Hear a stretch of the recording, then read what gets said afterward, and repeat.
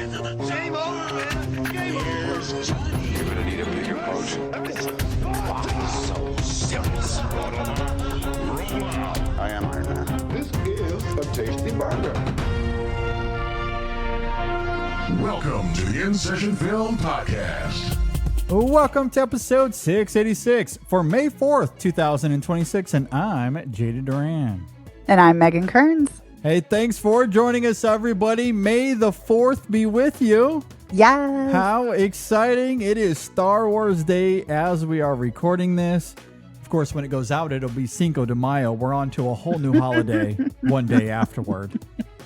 Early Pretty May, incredible. It's wild. The summer movie season is here. We will certainly get into that as well. But we do hope everyone out there is having a great Star Wars Day. Franchise that is not polarized at all. We all agree on where this franchise has gone and where it's headed. And what it's about. And what it's about. What it stands for. Yep, all of that. We all agree. Absolutely. It's really funny, Megan. I don't know if you saw this or not. If you didn't, I envy your social media timeline. But the algorithm gave me this tweet where some account was going on about some rumor that Disney is going to remove the Star Wars sequel trilogy from the timeline to rescue focus on the original characters.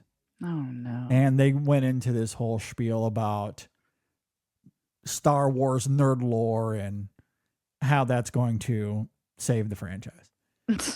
I bet they did go into it. Yeah, look, I'm not here to judge anyone. I don't know this I will. person. I'll judge. I'll judge enough for the both of us. But look, use your brain, people. That's not going to happen. Those Star Wars rumors that I admittedly did not hear of until today, so this might not be a big deal at all. But look, it is Star Wars Day, so I'm going to indulge in a little Star Wars rumor here up at the top of the show. They are not going to retcon the sequel trilogy. That is not going to happen. No. They may have made a mistake with The Rise of Skywalker, but they've created an entire show, several seasons worth, and a new movie coming out this month or next month, Yes. very soon, this summer. month. This month? This yeah, month. they created a whole show around a baby that then trickled into other Disney Star Wars shows, all to justify and explain their goofy ass decisions in The Rise of Skywalker. And that's all we've seen over the last 7 years. They've devoted millions of dollars to this idea of justifying whatever their nonsense was for episode 9. They are not going to just all of a sudden changing to a different direction.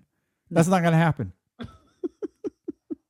I'm sorry to burst that person's bubble or anyone that bought into that theory. Hate to burst your bubble, but that's not going to happen. I mean, maybe that person should do something else with their life. No, I mean, I think at the end of the day, this very much smells of someone who is bitter about The Last Jedi or the direction of the sequel trilogy. And look, I think collectively we can all agree that The Rise of Skywalker wasn't great and was by far the weakest of that trilogy. I think a big reason that they shouldn't move away from the sequel trilogy either is that, and look, I understand this is a bit more polarized, but I think The Force Awakens and The Last Jedi are both masterpieces. We've talked about that here on the show before, Megan. Mm-hmm. I think those first two movies are great. Rise, Yeah, I do too. certainly pandering to the discourse, and they failed miserably. See, I actually like Rise, but it is very flawed. And Yeah, I do it is. not like the changes that were made that do pander what you're talking about. I think those are the big flaws Yeah, that's of that. yeah. Very there are- messy, very flawed. there are things in Rise I do really like. I think the biggest disappointment to me is that, and we talked about this with The Force Awakens quite a bit, that Rian Johnson, whether accidentally or not, I think does a great job of continuing the foundation that JJ set. But the whole idea of the sequel trilogy was supposed to be a mirror to that original series. And if you are going to continue that, there are certain decisions that felt inevitable when you came to episode 9. Yeah. Especially when it comes to Kylo Ren and who he's supposed to be in relation to our central protagonist, in this case, Rey. I don't think you didn't have to overthink that. It's okay that it was predictable. It was all about the execution. Of course, Kylo Ren was supposed to turn to the dark side and stay there. Yeah. Because again, we're flipping the mirror. So it's okay that it was predictable. Commit to that. I think that was JJ's initial vision, which is why I don't think that last film was his by any stretch of the imagination. And by all accounts, and there are tons of reports out there that he basically had nothing to do with that movie. It was a Kathleen Kennedy Lucasfilm debacle. They should have committed to that. But, it is what it is. Yeah, my biggest problem with Rise of Skywalker is something that I loved that is set forth in Force Awakens and very much said in The Last Jedi is that Rey is nobody. And not that she's nobody, because she's everybody. Like, she is so important. She's vital. That's the brilliance of it. Right. Yeah. It's brilliant. And that she's not somebody's niece. She's not somebody's sister. She's not related to the Skywalkers. She's not related to anybody else. And the whole point is that anybody who is Force sensitive can be a Jedi. And that's a really special and hopeful message. I agree. Again, and they should have run with that. I completely agree. And again, that is the mirror side of the coin. Yes, exactly. It's taking those tropes of the hero's journey, of the quest of obviously Luke Skywalker, and it is inverting it. And that's what they should have stuck with. I completely agree with you on that. Completely. Yeah. They should have stuck with that. Which is why JJ coming back for 9 in a vacuum, I thought was a great idea. Unfortunately, he was never going to be able to crystallize his vision because of the mess that was the discourse. Well, that's why I think it should have been ignored. Yeah.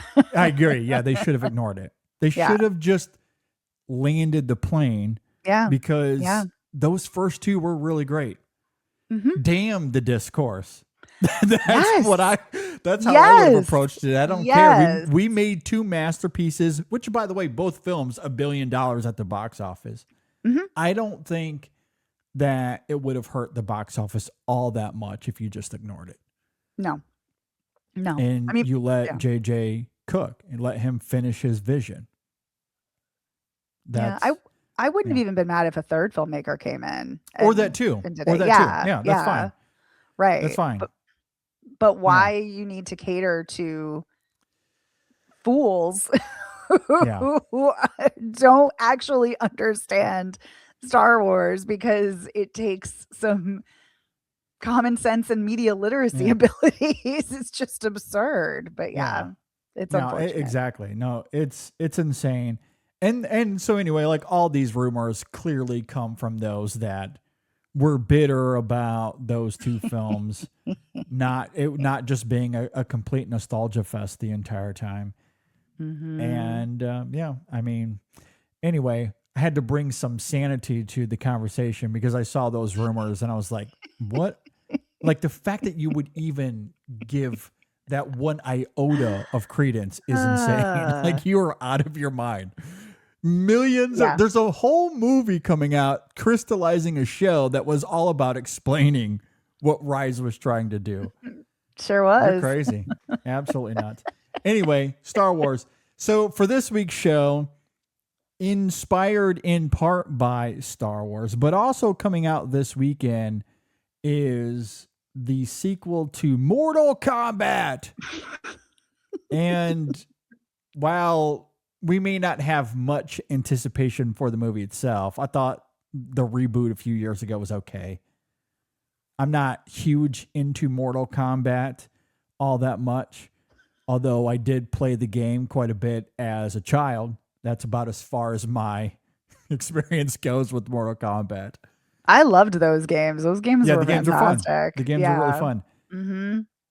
So using that as inspiration, and again, also Star Wars, because we are recording this on Star Wars Day, we're going to be doing a top 5 that we've never done. I cannot believe that we haven't done this. It's been over a decade, and we've never done a top 5 for movie quotes. But that's what we're going to do, because there are some iconic lines in Mortal Kombat. Even if you've never seen the movies, you hear it, you know exactly what it is. Same thing with Star Wars. Even if you've never seen a Star Wars, you've heard lines from that franchise. So you saying a Star Wars, it totally reminds me of Lucille in Arrested Development saying, yes, here's $10, go see a Star Wars. Exactly. That's where that comes from. 100%. Oh, good. Yeah. I'm so glad. I love it. Yeah. It's the best.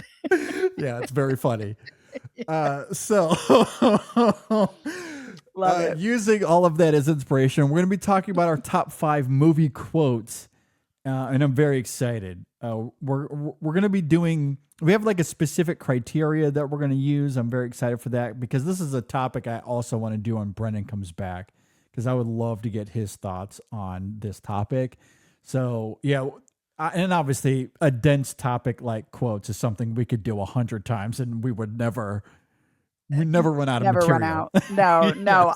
Yes. I easily had a top 10, and it was brutal narrowing it down because there's just so many were left out that I love that are great. For sure. 100%. So I am very much looking forward to that. We're also going to get into a summer preview here in just a moment. Before we do, though, I want to quickly talk about, or at least note, the box office for The Devil Wears Prada 2. We'll have a review of that coming soon this week. But out of the gate, The Devil Wears Prada 2, $233 million worldwide, 76.7 domestically. Wow. Dang. That is unbelievable. That's really good. That's a jamming box office. Yeah. And it's very exciting because not all legacy sequels are able to render this type of response. But there is something about people wanting to go back to the movies. I have not seen Michael. I cannot really judge that film.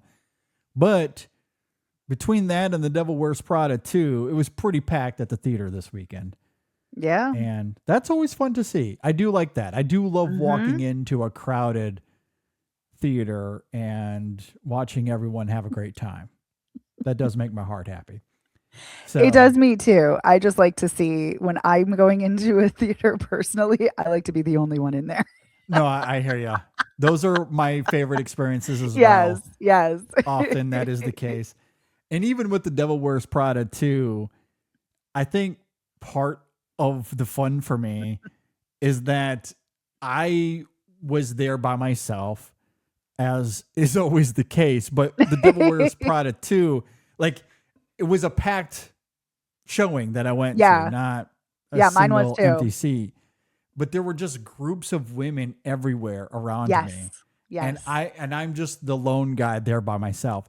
But I'm in the top row all the way at the end.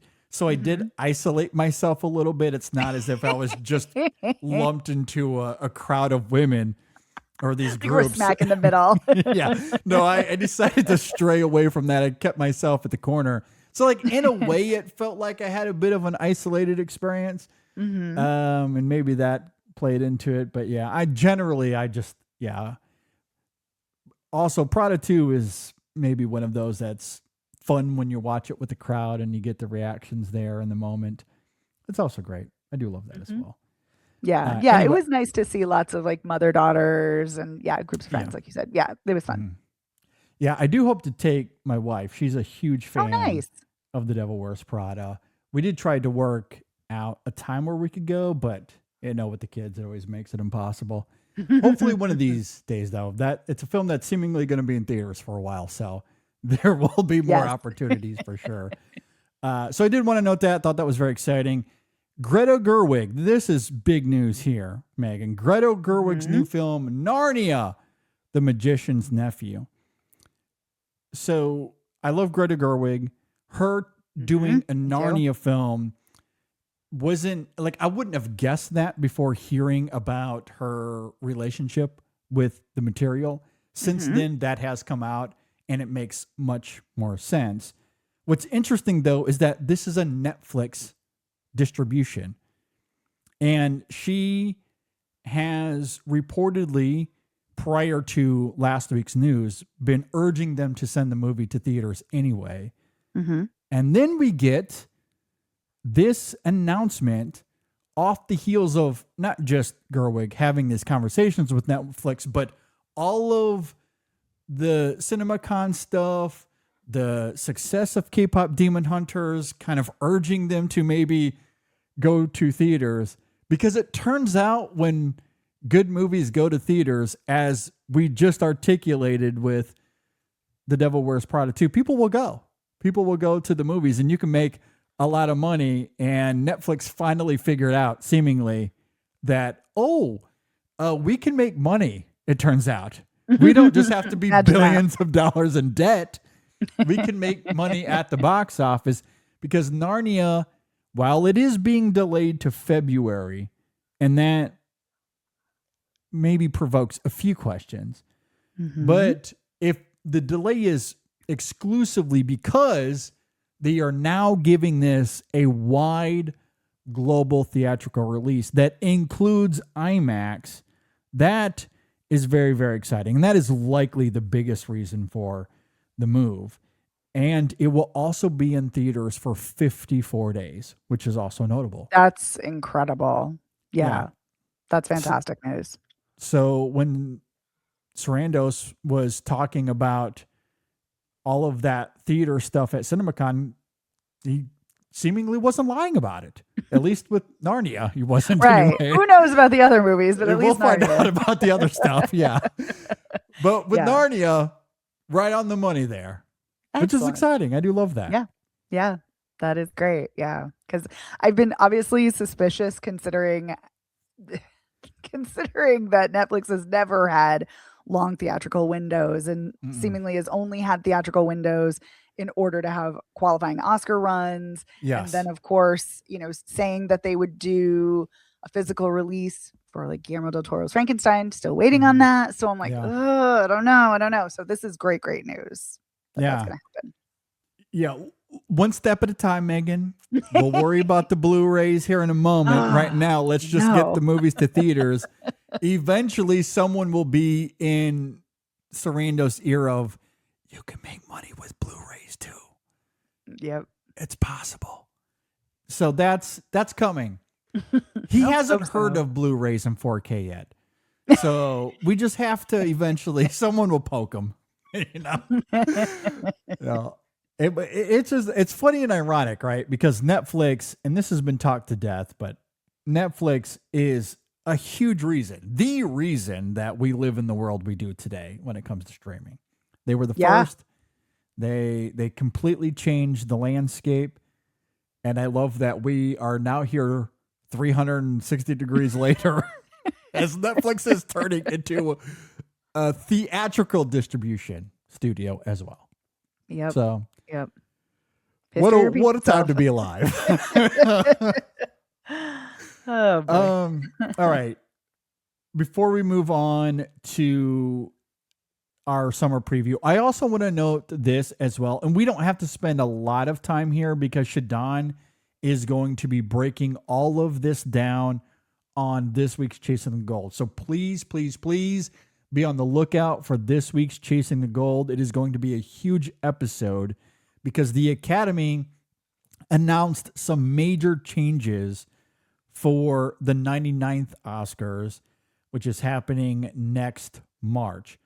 And the TLDR on it is that there is going to be an acting category overhaul in the sense that actors can now receive multiple nominations in a single category, breaking the one film, one role rule that they used to have. That is exciting. I wish they would have had this a couple of years ago, because Colin Farrell, for my money, should have been nominated twice that season. And maybe it's coming at a good time, because Anne Hathaway is going to walk away with 4 Oscars at the end of it. It is the year of Anne Hathaway, as we keep saying. Yeah, exactly. So that's notable. They also made changes to the international feature category, which is very exciting. Films will no longer be officially submitted by their home country. So I do like that. Although some people have still, I guess they verified with the Academy that the director still doesn't win the Oscar, but it will present it to him or her, though. So we're getting closer with that category. Yeah, it's not as exciting as it could be or should be. Yes. But I still like that. Okay, it's not just one film per country. You could have 5 Brazil films, for example, or 5 French films, or whatever the case may be. And I do worry, though. But I was just about to say, there could be some good and bad there, but I do like that we're removing again, we're one step toward getting there. It's not perfect, but we're getting there. And I'm sure there's going to be some unforeseen consequences there. Yeah. I have no doubt about it. And isn't there also a specification for, like, they can qualify at film festivals, or they have to qualify at certain film festivals like Sundance, Berlinale? Like there's a film festival qualification. Yes, it's something along the lines of winning top prizes at major qualified festivals such as Cannes, for example, or fulfilling updated criteria now allows a film to compete, allowing for more than one film per country. Got it. Okay. So that piece seems like it could be good. I agree. Yeah. I think mostly that's a good thing for that category. I think time will tell as far as how that unravels, and there'll probably be amendments in the next few years. That's my guess. But we still got to get to a point where the director walks away with the Oscar. Yes. Which I don't think everybody realizes. Which is it's wild that the director doesn't get it, the Oscar. I agree, and I think you could do this because one of the changes they made with the casting category, the number of awarded statutes will increase to a maximum of 3 for casting. Why can't you, for feature, if you're going to give out an Oscar to the producer, why not also give one to the director? Why can't you give out 2? Yeah. Does it have to be the country that gets one? Like, why can't, like, it should go to the director, but if we're going to expand, like for international specifically, if the country or producer has to get one, why can't you also give one to the director? Why does it have to be one or the other? Right. That I don't understand. No. But again, maybe Shadon has an answer. Maybe. I will ask her, because I didn't look too in depth on that, but perhaps Shadon knows. So again, tune into Chasing the Gold, because she's going to go through all of this as well. The last one I want to note here, and I just find this, like, this is one that almost gave me a brain aneurysm. Screenplays and performances must be demonstrably performed by humans with their consent to be eligible. Okay. So this is an AI specific rule. Yeah. We are writing down on paper, Megan, that humans have to give the performance or write the screenplays. Is the sky blue? Are there stars in the sky? I know, but I am glad that at least it is in print. It is written. It is specified. It is clear. Yes, because, and that's a good point, because we do live in a world where some people will probably try to argue that the sky is not blue. Yes. That it is purple. Yes, they will exploit those loopholes, and so I am glad that it is being stated. Yes. Yeah. I agree.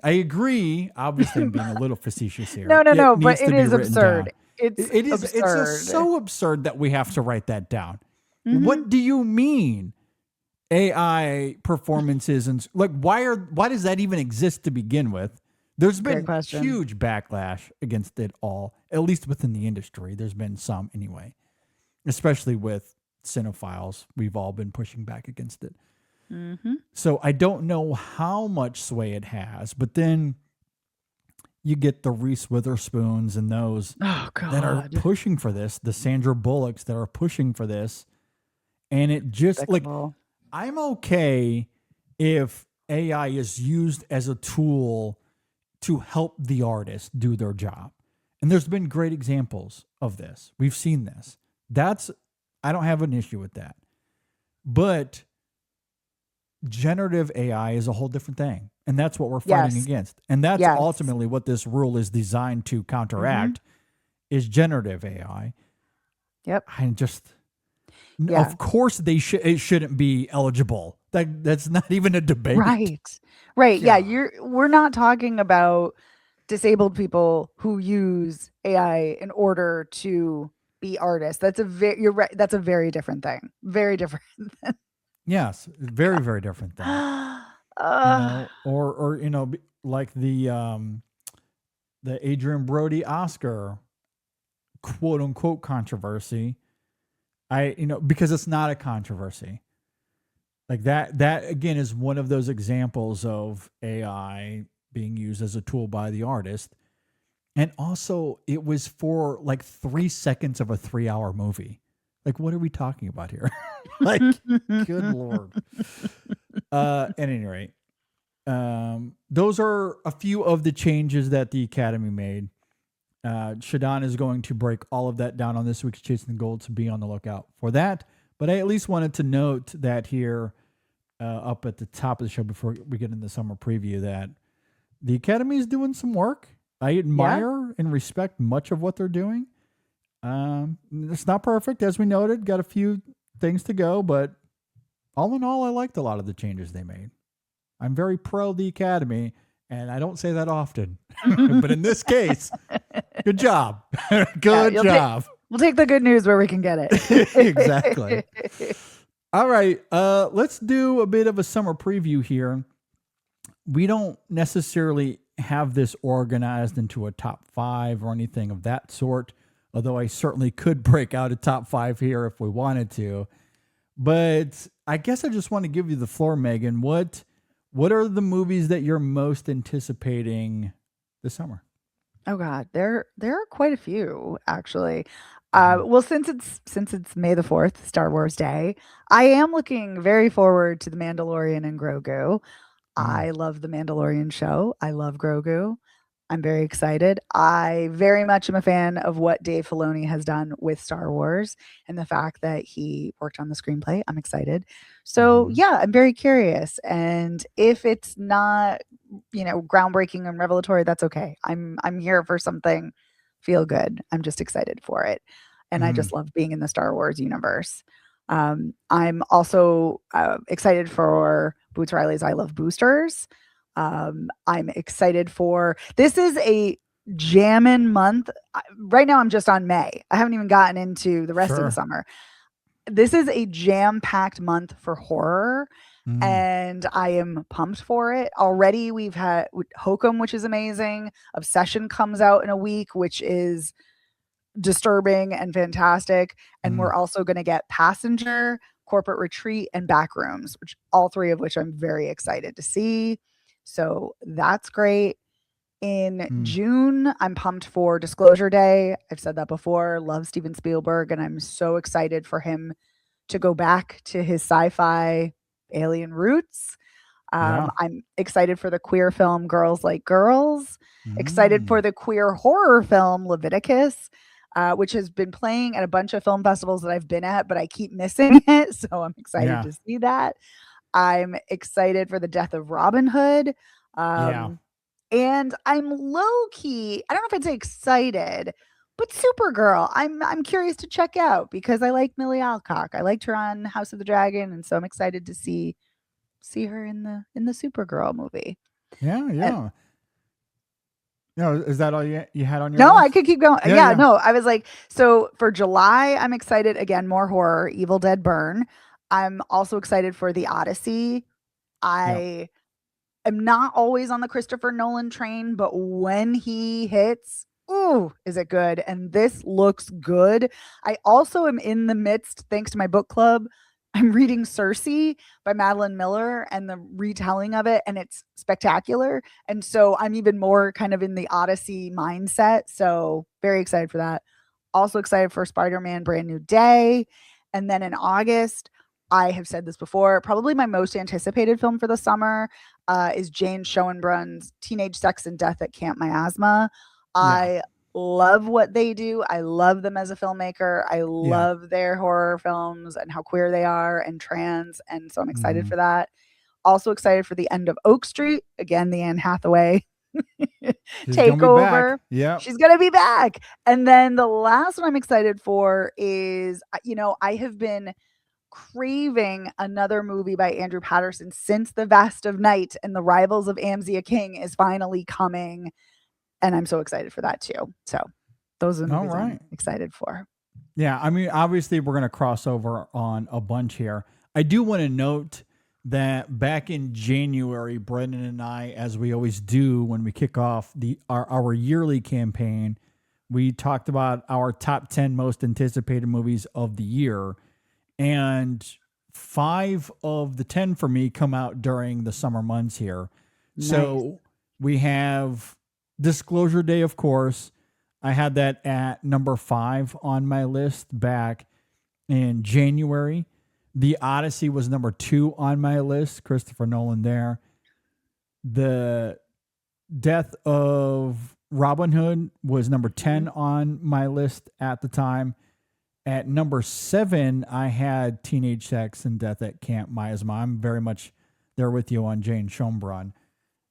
And the last one I have on here, I'm not sure if you noted this, or maybe you did. I'm not exactly sure. If you did note this, forgive me for the redundancy here, but the film I Want Your Sex was yes. number 4 on my list.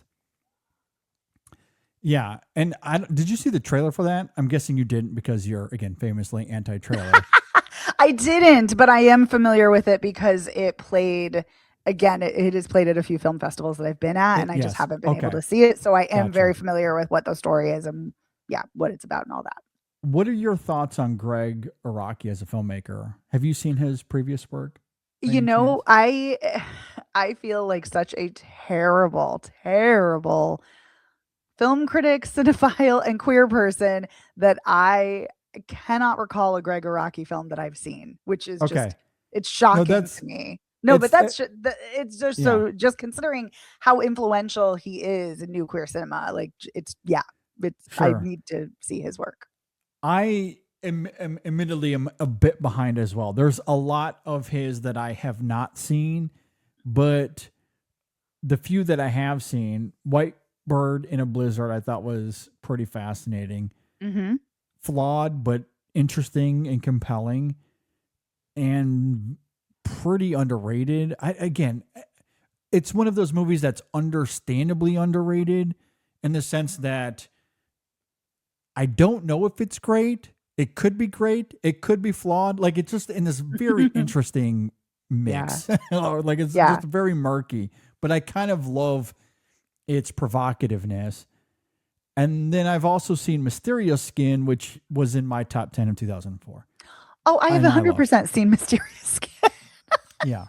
I totally forgot I've seen that. Yeah. Deeply love that movie. That one's really great. The rest of his, I have not seen. Mm-hmm. But I think I'm going to catch up with Splendor and Nowhere because we're doing our 98 retrospective later on. Mm-hmm. Splendor came out, I believe, in 99. So I just kind of missed it. I'm just going to try to catch up with that one if I can. Nice. And see Nowhere since I'm that's kind of in that 98 range anyway. Yeah. But of the few that I have seen, he's such a fascinating filmmaker. Again, even if they are a bit weird and mysterious, I understand why they're not for everybody, but that's what draws me to his style, I guess. Yeah. And you couple that with Olivia Wilde and Cooper Hoffman in this fascinating relationship that we see in the trailer. And from what I've heard, they're both spectacular in this movie. So, and it also co-stars, by the way, Daveed Diggs, Charlie XCX, Johnny Knoxville has a small little role. Margaret Cho has a small little role in the film. Mason Gooding. So that cast is just so exciting to me. So very much looking forward to that. Again, that was my number 4 most anticipated, and that comes out this summer as well. So since I've talked about those ones quite a bit, I don't know if I'll go into those as much here, but I reiterate a lot of what you said, other than it sounds like I'm certainly a bit higher on Nolan than you are. The Odyssey looks great. Looks like a spectacular epic. Yeah. Spielberg, you can never go wrong with. Nope. So yeah, those 5, very much looking forward to that. Recently just announced Her Private Hell is getting a summer release from Neon. Oh, I'm so excited for that too. Yes. Nicholas Winding Refn coming back. We talked about this some weeks ago with our Canes preview, or when they announced the titles. I think that was an episode with Brennan before he left. Yes. And so that is seemingly getting a July release by Neon. And I'm counting the minutes. Megan, counting the minutes to that so one. excited for that. Yeah. No, I totally forgot that was coming out this summer. Yeah. Yes. Exciting. We are getting Backrooms this summer. That one looks absolutely fascinating. Here in the next week or so, I have heard just the absolute best things about Is God Is. And yes, I'm excited for that too. That's a movie that wasn't really on my radar at the beginning of the year. But then all I've seen is just raves about this movie. So that immediately jumped up as far as my most anticipated of the summer goes, for sure.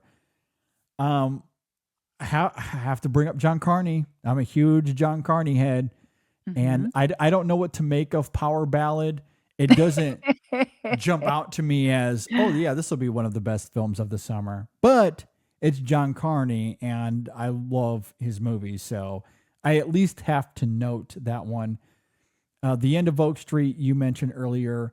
The Dog Stars, Ridley Scott, his new film comes out in August. Yes. So wanted to note that. I love me some Ridley Scott. He's again one of those always fascinating filmmakers to me. You know, even when I don't love his movies, I do love them. Yeah. Because like nobody, like he makes movies in this old school way that few do. And I am deeply looking forward to whatever he has in store for that one. You know, and it's got Jacob Elordi and Margaret Qualley and Josh Brolin, Allison Janney, Guy Pearce, Benedict Wong. Like really fascinating, eclectic cast there that I'm looking forward to. I am too, because I particularly love Jacob Elordi's trajectory in his career. I love where it's going. I love the roles he chooses. I think he's it's very interesting who he chooses to work with, the roles he wants to do. I think he seems like a very thoughtful actor, in that he puts a lot of thought into the craft and what he wants to do. And yeah, so it's just another reason I'm excited for that film as well. Yeah, that's a great point. Yeah, I'm totally there with you on that for sure. He has been making some compelling choices, no doubt about that. One film that's on my radar, and I'm not exactly sure what to make of it, is Toy Story 5. Yeah. And I know that a lot of people are really looking forward to this simply because it's Toy Story. But I think that's where I find myself extremely, I don't know what the word is. I don't want to say mixed.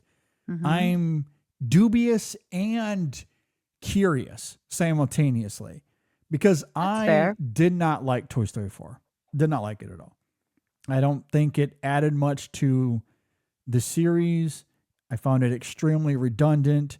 And in terms of execution, I think it's by far the least of the four to that point anyway.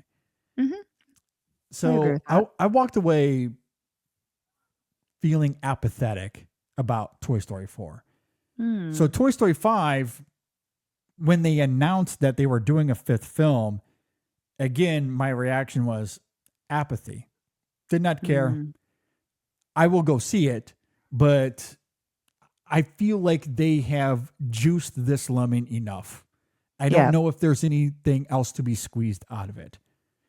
But then they announced that Andrew Stanton is coming back, and that is a curious decision given his resume and what he's done before. Not that I've loved everything that he's done. In fact, I think Finding Dory is one of the worst Pixar movies. I have that in my bottom three. I don't think it's good at all. Wow. Oh, wow. But Wall-E is arguably the best. Wall-E is the best, hands Finding down. Nemo is top 10 for sure. So, okay. Like, which Andrew Stanton are we getting here? And the Question. reason I find myself in this murky middle ground is not only, so there's the Toy Story 5 apathy coming into Toy Story 5. There's that element of it. But then I saw the trailer, unlike Megan. I actually did see the did trailer. you? Shocker. I know. Because breaking it my played own in front rules of a here. movie and you can't avoid them all. Yeah, I usually wait outside, and I went into the theater too Yeah. early, so I did see it. Yeah. So I actually found myself compelled by this trailer. And I think there's a couple of reasons. One, the tech element of it is so completely real. My 3-year-old, look, we keep him away from the iPad as much as we can. In fact, tonight he wasn't on it at all. We played outside. We found a bunch of different games to Aw, play. Oh, nice. My workout this evening was dragging these two on a blanket back and forth throughout the house. I love We had a great time. that. Cute. So we have plenty of nights like that, but then there are other days where, especially when they're in their moods, you give them the iPad, they watch their videos and they calm down. And so it's a constant balance for sure. And introducing that element into this, that provokes a new and interesting idea that Toy Story 4 did not have, if you ask me. But this does add a dimension. So that alone piques my interest, and especially given how much I do see this balancing act every single day with my two kids. But also the way it treats the characters, our toy characters, there's a level of self-awareness that I thought was also lacking in Toy Story 5. I do love the self-awareness that we see in the trailer. So those two things have me quite intrigued for this. I might still be a little dubious because of my experience with Toy Story 4. Andrew Stanton, are we getting the Dory Stanton or the Wall-E Stanton? Well, by the trailer, it looks more like we're heading toward the Wall-E version of him. And if that's the case, Toy Story 5 is setting itself up to be one of the best surprises of the year for me personally. And I understand that might be a weird take because it's Toy Story and it's Pixar, and I'm probably against the grain when it comes to my anticipation with this and how I feel about Toy Story 4. But that's where I find myself. So personally speaking, subjectively, this could end up being the surprise of the year for me, which is exciting. Yeah. So that's why it's on my list here. Yeah. I do wonder, is that their game plan though, to lower expectations and then lure you in and then surprise you and be like, that movie was great. No, I really don't think so, because I feel like most people enjoyed Toy Story 4. Like, I feel like Brendan and I are kind of on an island with that. I mean, I don't know how you feel about Toy Story. Did you like Toy Story 4? It's okay. I Yeah. don't think it really compares to like I liked it while I was watching it, I guess, but Mhm. to me it doesn't pack the same emotional power as the first 3 and it Sure. pales in comparison to them. But I think it's Mhm. fine. Okay. Yeah. And that's kind of where I'm at. Yeah. I Yeah. mean, there are good things in Toy Story 4. Don't get me wrong. Like Forky's a great introduction. Yes, I I do love love that Forky. character. Hmm. Generally, I just feel like it's spinning its wheels. Yeah, What no, do we do I with very this? much agree. Yeah. Yeah. But yeah, I mean, the film made $1 billion. And I feel like it got a lot of love still. So, I mean, maybe I'm wrong. It just felt like I've been on an island with Brendan and a few others, Hmm. including perhaps Megan as well. Maybe I might be there. I might be like hanging out on the raft, Yeah. floating. Yeah. So yeah, I don't know, but like I was intrigued by where this is going. Yeah, A few others here real quick, and then we'll Mhm. move on to the top 5. So I also wanted to note Coyote versus Acme. Of course, we were all hoping that Warner Brothers would revive the film. They didn't, but it is still going to see the light of day. And that's an incredible success story because it feels like more times than not, those films just die. Yes. And yet it's going to be saved. So that coming to theaters is very exciting. And then I Mhm. also wanted to note the Will Gluck film One Night Only. Are you familiar with this movie at I all? am. Yes. Mhm. So it's being talked about as The Purge, but for sex, Yes. right? As these, like, there's one night of year where it's legal to have sex. Mhm. And so strangers just hook up. I forget who it was, but I saw a great joke on Twitter where someone just said just call it the splurge. It's like, okay. Yeah, so I'm interested in that premise, as silly and goofy as it is. Yeah, I don't know where it's gonna go, but Monica Barbaro, Cam Turner, Maya Hawke, Julia Fox, like a really interesting cast. So yeah, I'm really looking forward to that one as well. And then a few others I'll just note here real quick. Obsession. I am curious about that one. I've seen it. You've seen it. Oh, Megan. Saw it at Megan's a film already ahead of the festival. game. Yeah. So there's that one. The Invite, I am curious about. Mhm. Pressure, I am curious about. And what Caroline? Is that the Oh, I've name seen of it? that too. Oh, you've seen that one too? Mhm. Really curious about that one. That one's good. Okay. Yeah. Well, there you Actually, go. Obsession's good too. Obsession's very disturbing. Okay. Very It disturbing sounded and disturbing. kind of yeah, yeah, it kind of in a way you might not anticipate actually, or maybe you do. I don't know, but yeah, it is I'm still mulling it over because it's so disturbing, and I saw it Mm. weeks ago. But yeah, Caroline is good. It's very good. I will go see anything Kyle Gallner is in, and I really like Samara Weaving too, and they have a great chemistry. It's a good movie. Yeah, good Okay. time. Yeah, really looking forward to that as well. And then I guess the last movie, this wasn't really on my list initially because technically it got a limited release a few weeks ago, but getting a wide release next weekend is Blue Heron, and that's when I'll see it. So Yes. that'll be a summer Me movie for me. too. Yeah, you're right. So, I hadn't so thought just of it wanted that to- way, but it is. Yes. So a lot to look forward to this summer. I Mhm. think it's going to be great. A nice little mix as you want between big spectacle movies and your indie gems, your foreign films and your horror movies. If all of this hits, this could be one hell of a summer. Really looking forward to it. Mhm. All right, Megan, let's talk about coffee. I right. am the biggest coffee drinker on the planet. I don't know if you knew that about me, but I am the number one consumer of coffee. Nice. love I it. knew you loved it. I didn't know how Yeah. much, but I knew you Yeah. loved it. Yep. I hold the grand title of number one each and every single year. And because I love coffee, I think I would urge people to get high quality coffee. That's what we're talking Oh about yeah. here. There are certainly ways for you to get horrible coffee. The grocery store is maybe among the best examples. Oh, don't do it. Don't get it Because- from the grocery store. No, that coffee is often sitting around for 6 months at a time. Fresh cannot be applied to that kind of coffee. There are stores that you can go to.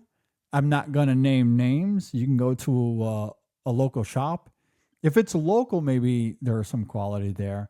There are some franchise shops that, the coffee isn't rated the highest. Let's just put it that way. No. And it's terrible coffee because they want you to fill it with milk and sugar and creams and all kinds of nonsense. And so then you're spending $14 on a coffee. That's what they want. They're in the sugar business, not the coffee business. That's right. But what I love about Coffee Cult is they're in the coffee business. And it's all about high-end gourmet coffee. It is specialty grade coffee.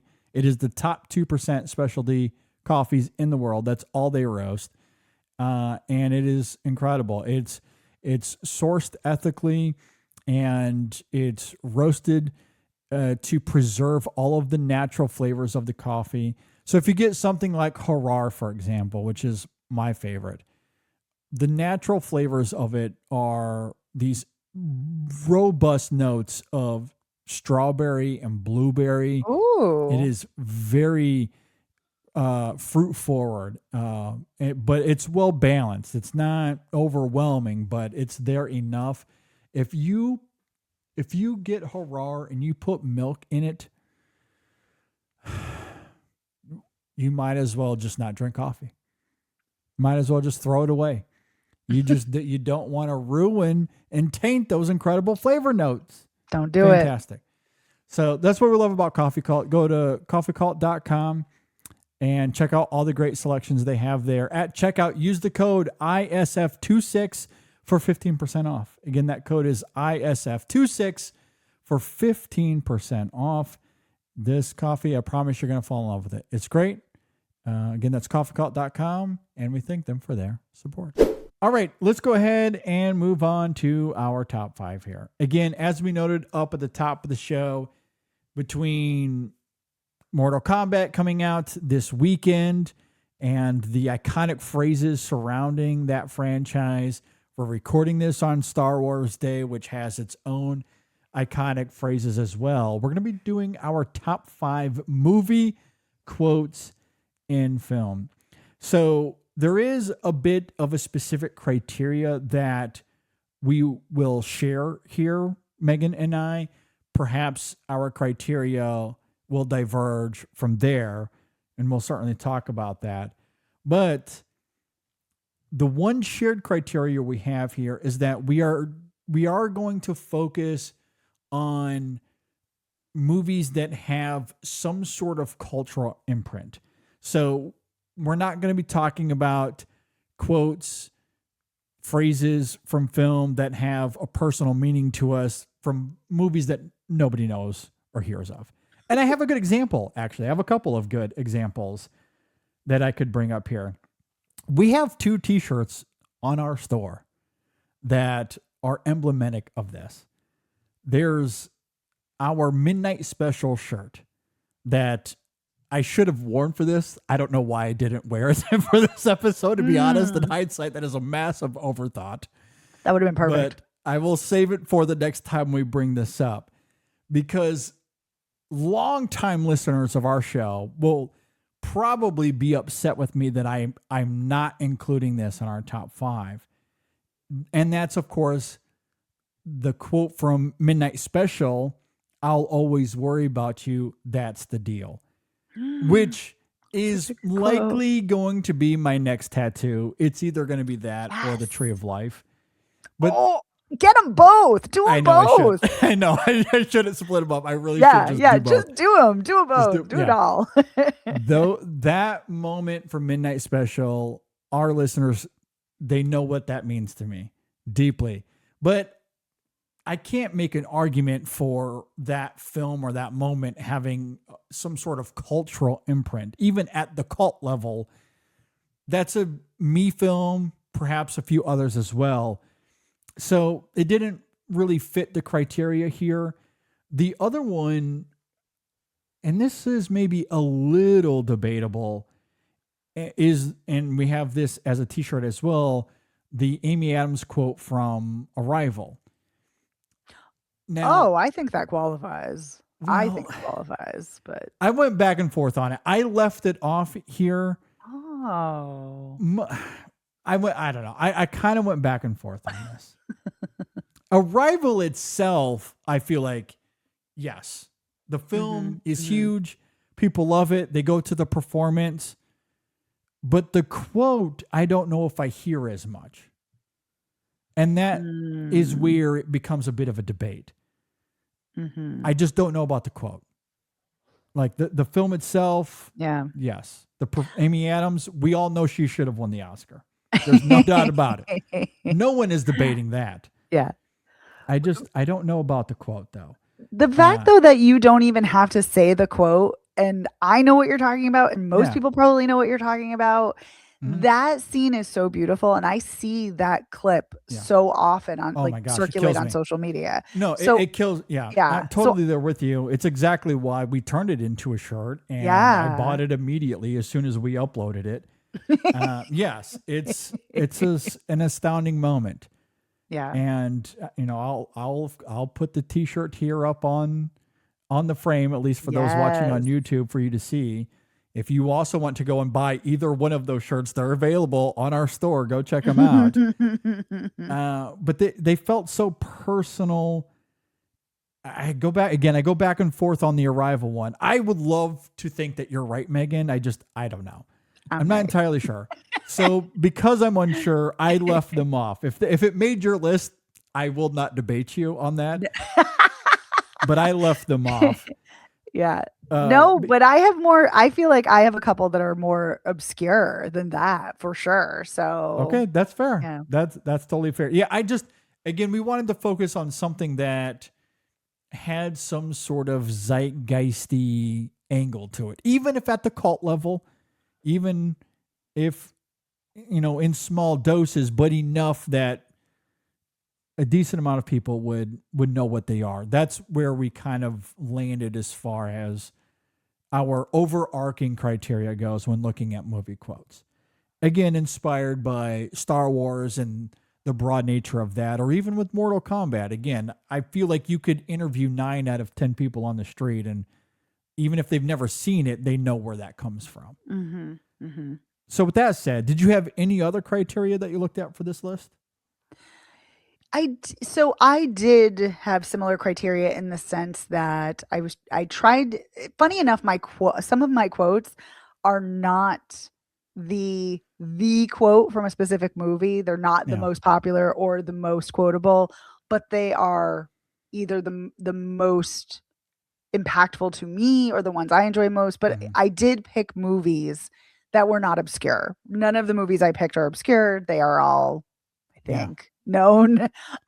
So that was criteria for me. But it's funny, I weirdly in my list, going over it again, kind of shied away, and I didn't intentionally do this, but I kind of shied away from ones that had a real emotional punch to them. And not to say that they're not emotional or impactful, but none of these are quotes that render me a sobbing mess. And so, Gotcha.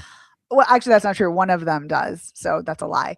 But I don't know what that's about. And maybe because for me, when something is really emotional, maybe it's from the more obscure movies. I'm not sure. But anyway, my criteria was, it not just does this have the most cachet, is this the most quotable in pop culture, but what is the quote that means the most to me, or that resonates the most, or that I say in my head or in my life often. Yes. And I'm in a different camp, but similar camp at the same time as you, in the sense that I actively, maybe that's the wrong phrase, but I inherently, perhaps that is the better phrase, I'm inherently drawn to that emotion, because again, I wear it on my sleeve all the time, but I'm not actively seeking out these tearjerker moments, but it's just inherent to who I am.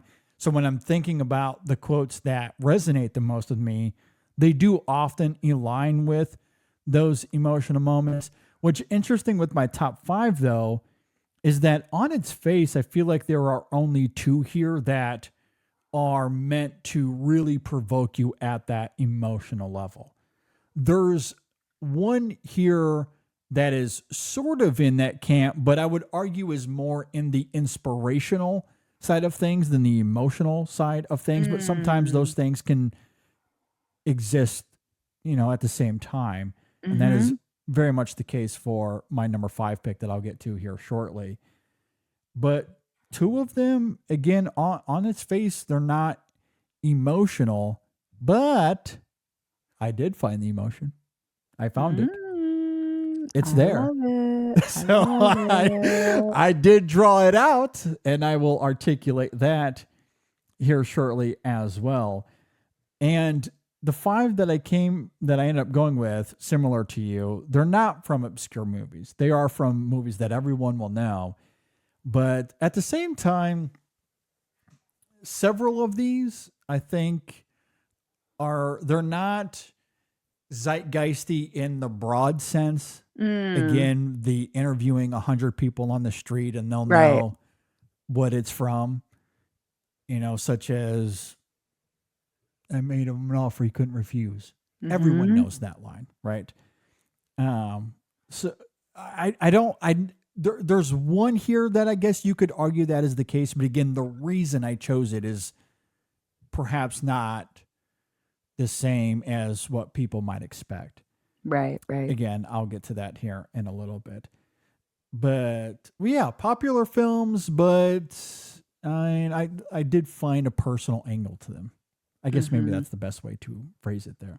Yeah, right. I feel similarly. Yeah. Let's jump into it then. What do you have at number 5? All right. Number 5 is one of my most rewatched films. It's one that I think the dialogue is sparkling and stunning. Written by one of the greatest screenwriters, but also much of it improvised, including 2 of my favorite lines from this film are improvised. And that's from When Harry Met Sally. I love When Harry Met Sally. I think it is a near perfect film. And I just adore it. And I absolutely love Baby Fish Mouth. That is one of my absolute favorite quotes. That whole Baby Fish Mouth Pictionary scene makes me laugh every time I see it, often when I just think about it. But the quote I picked, because of his emotional power, is at the end, when you realize you want to spend the rest of your life with somebody, you want the rest of your life to start as soon as possible. Yeah. And Billy Crystal improvised that line because they had a different ending for the film and they weren't supposed to end up together. And then Rob Reiner fell in love and was like, no, we got to change the movie. We got to make them get together. And I love that ending. I love him going down the line listing all of Sally's traits. I love, and it's all very personal to her. And I love how she is exhibiting on her face one of those traits as he's telling her. And I love that line because it's a really beautiful line. And it's beautiful that their love blossomed amidst this friendship where they knew each other inside and out. And I think it's a very romantic line. And I am a hopeless romantic at heart. And so I love that line. And I love that ending. And I watch that film every year on New Year's Eve. And so for those reasons, that's my pick. Yeah. The heartbreaking tragedy around Rob Reiner some months ago was awful, horrible to hear. But one of the bright spots to come out of that was just people talking about the greatness of his movies. Yes. And just remembering them and talking fondly about them and how personal they became.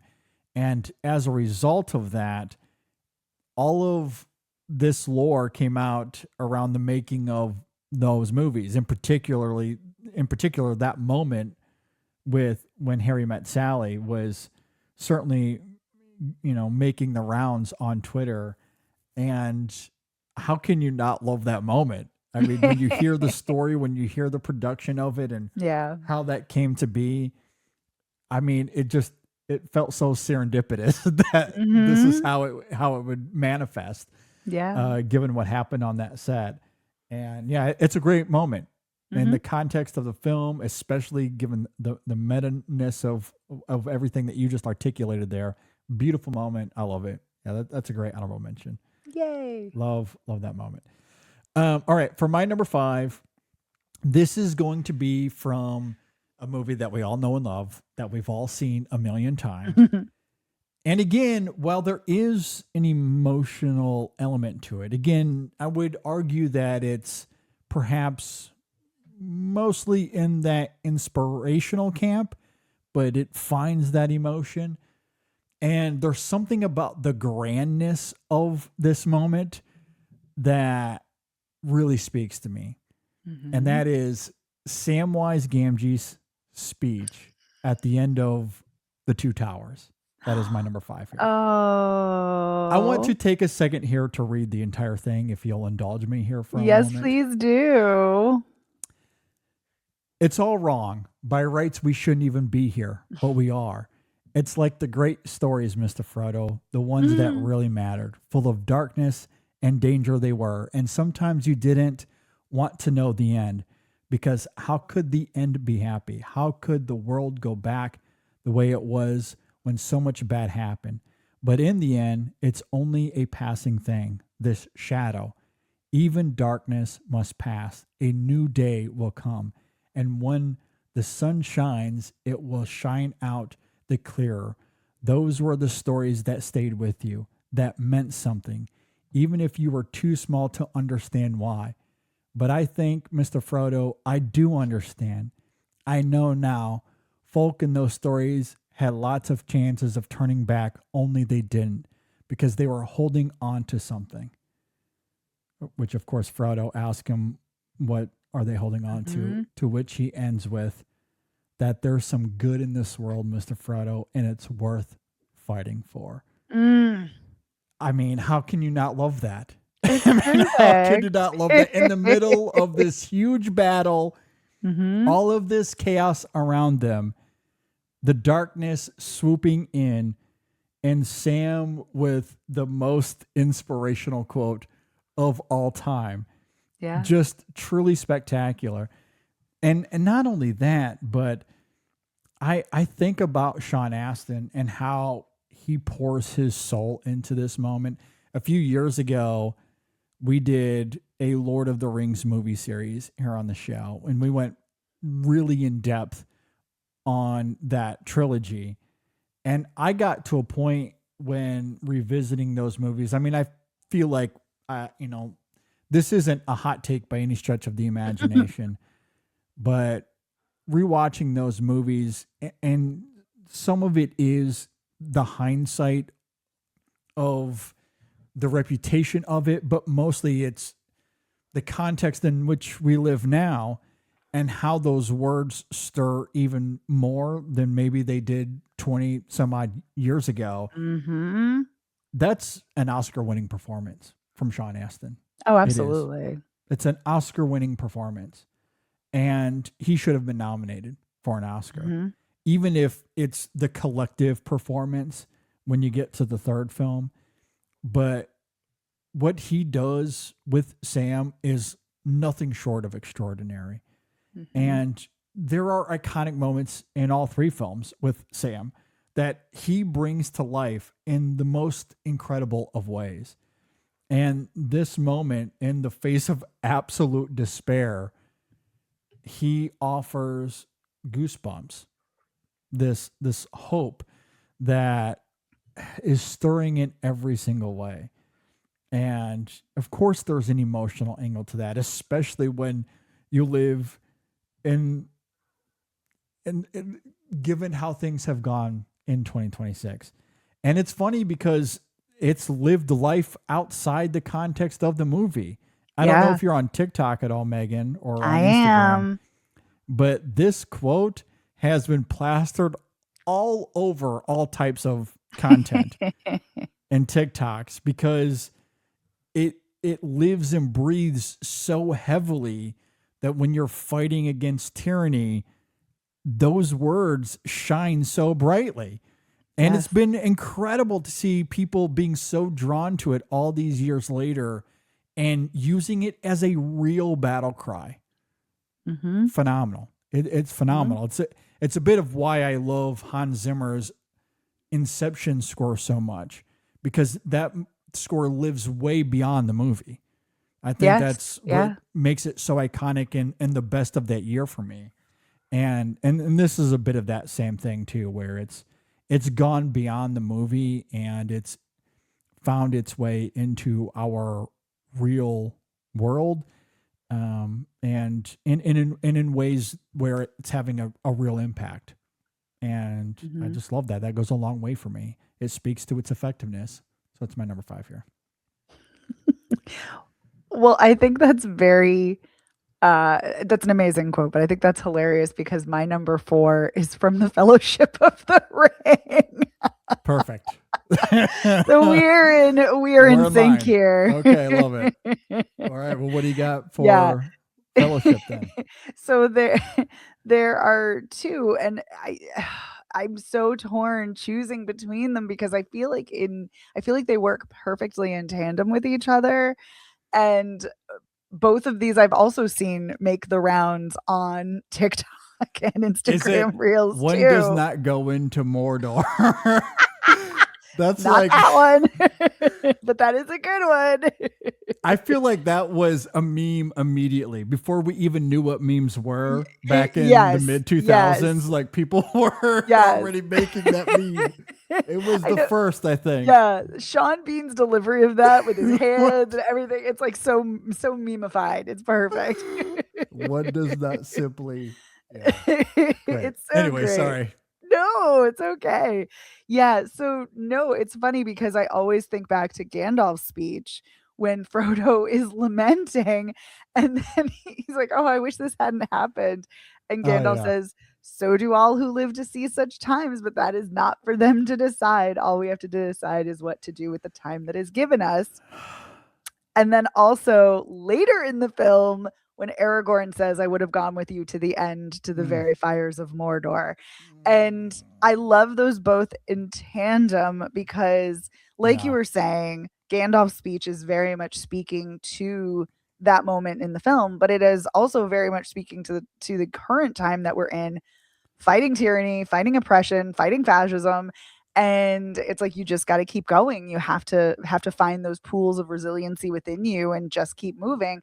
But what I also love is Aragorn's line and the way he says it so wrenchingly, because he really wanted to be by Frodo's side through the whole thing, but he also very much recognizes that he could have been tempted the way Boromir was, and that Frodo has to do this alone, even though he doesn't do it alone, of course, because Samwise is with him.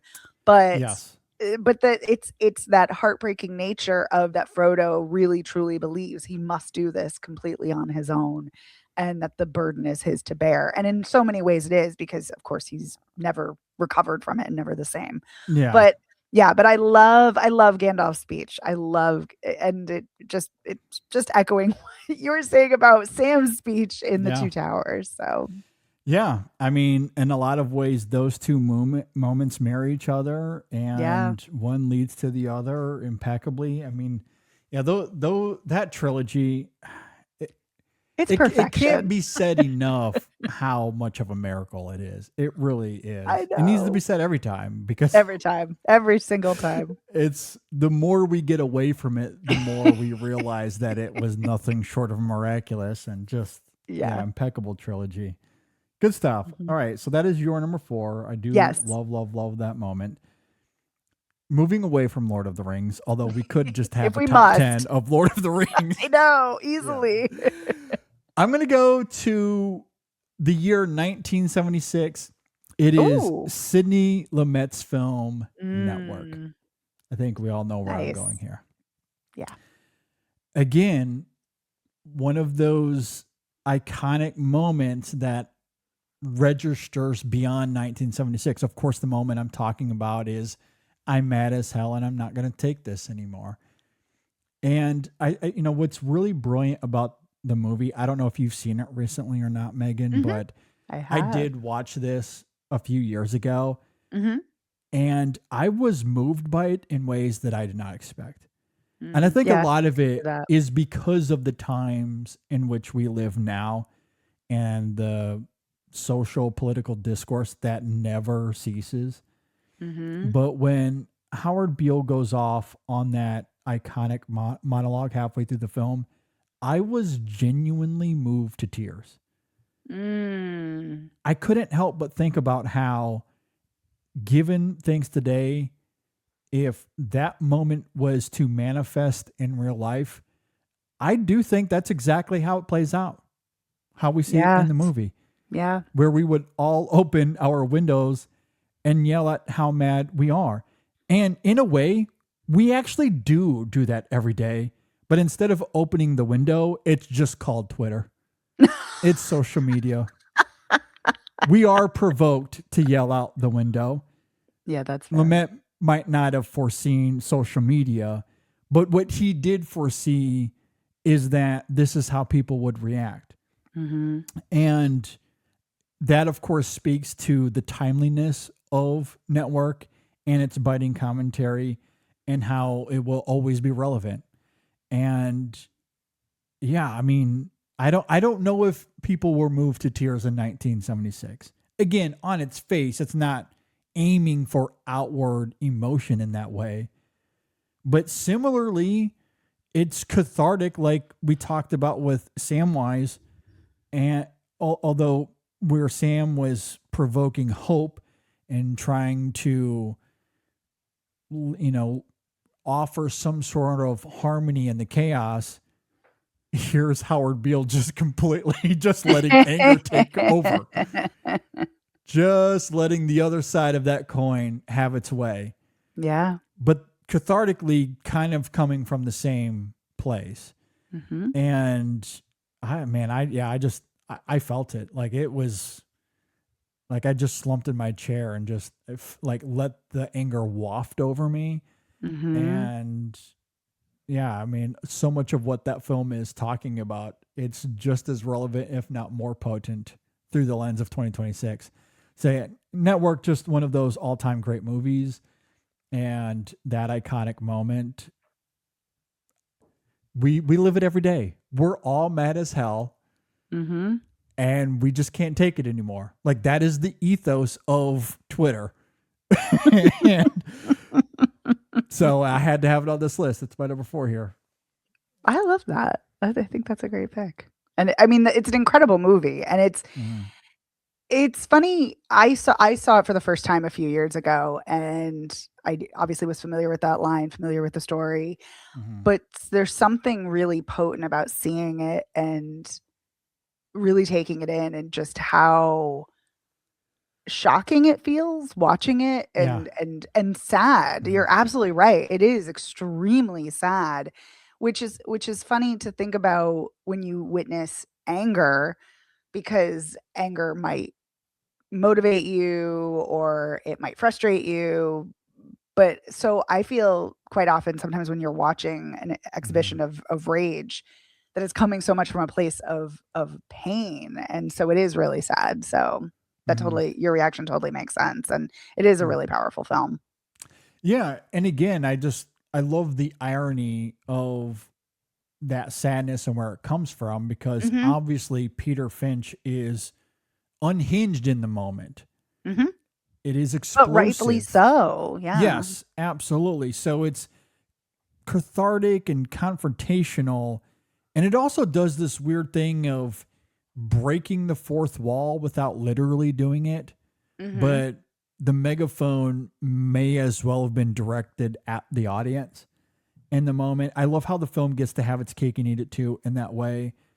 The best films, I think, are able to do that for sure. And while not Peter Jackson's intent, that is how that Samwise moment has also come off now. You watch that, especially in a vacuum, and you're like, Samwise is talking about how we're living right now, which is why we make TikToks about it. So, yeah, I mean, these great moments are able to break the fourth wall in that way without obviously doing it literally. And this moment in Network certainly quintessential of that.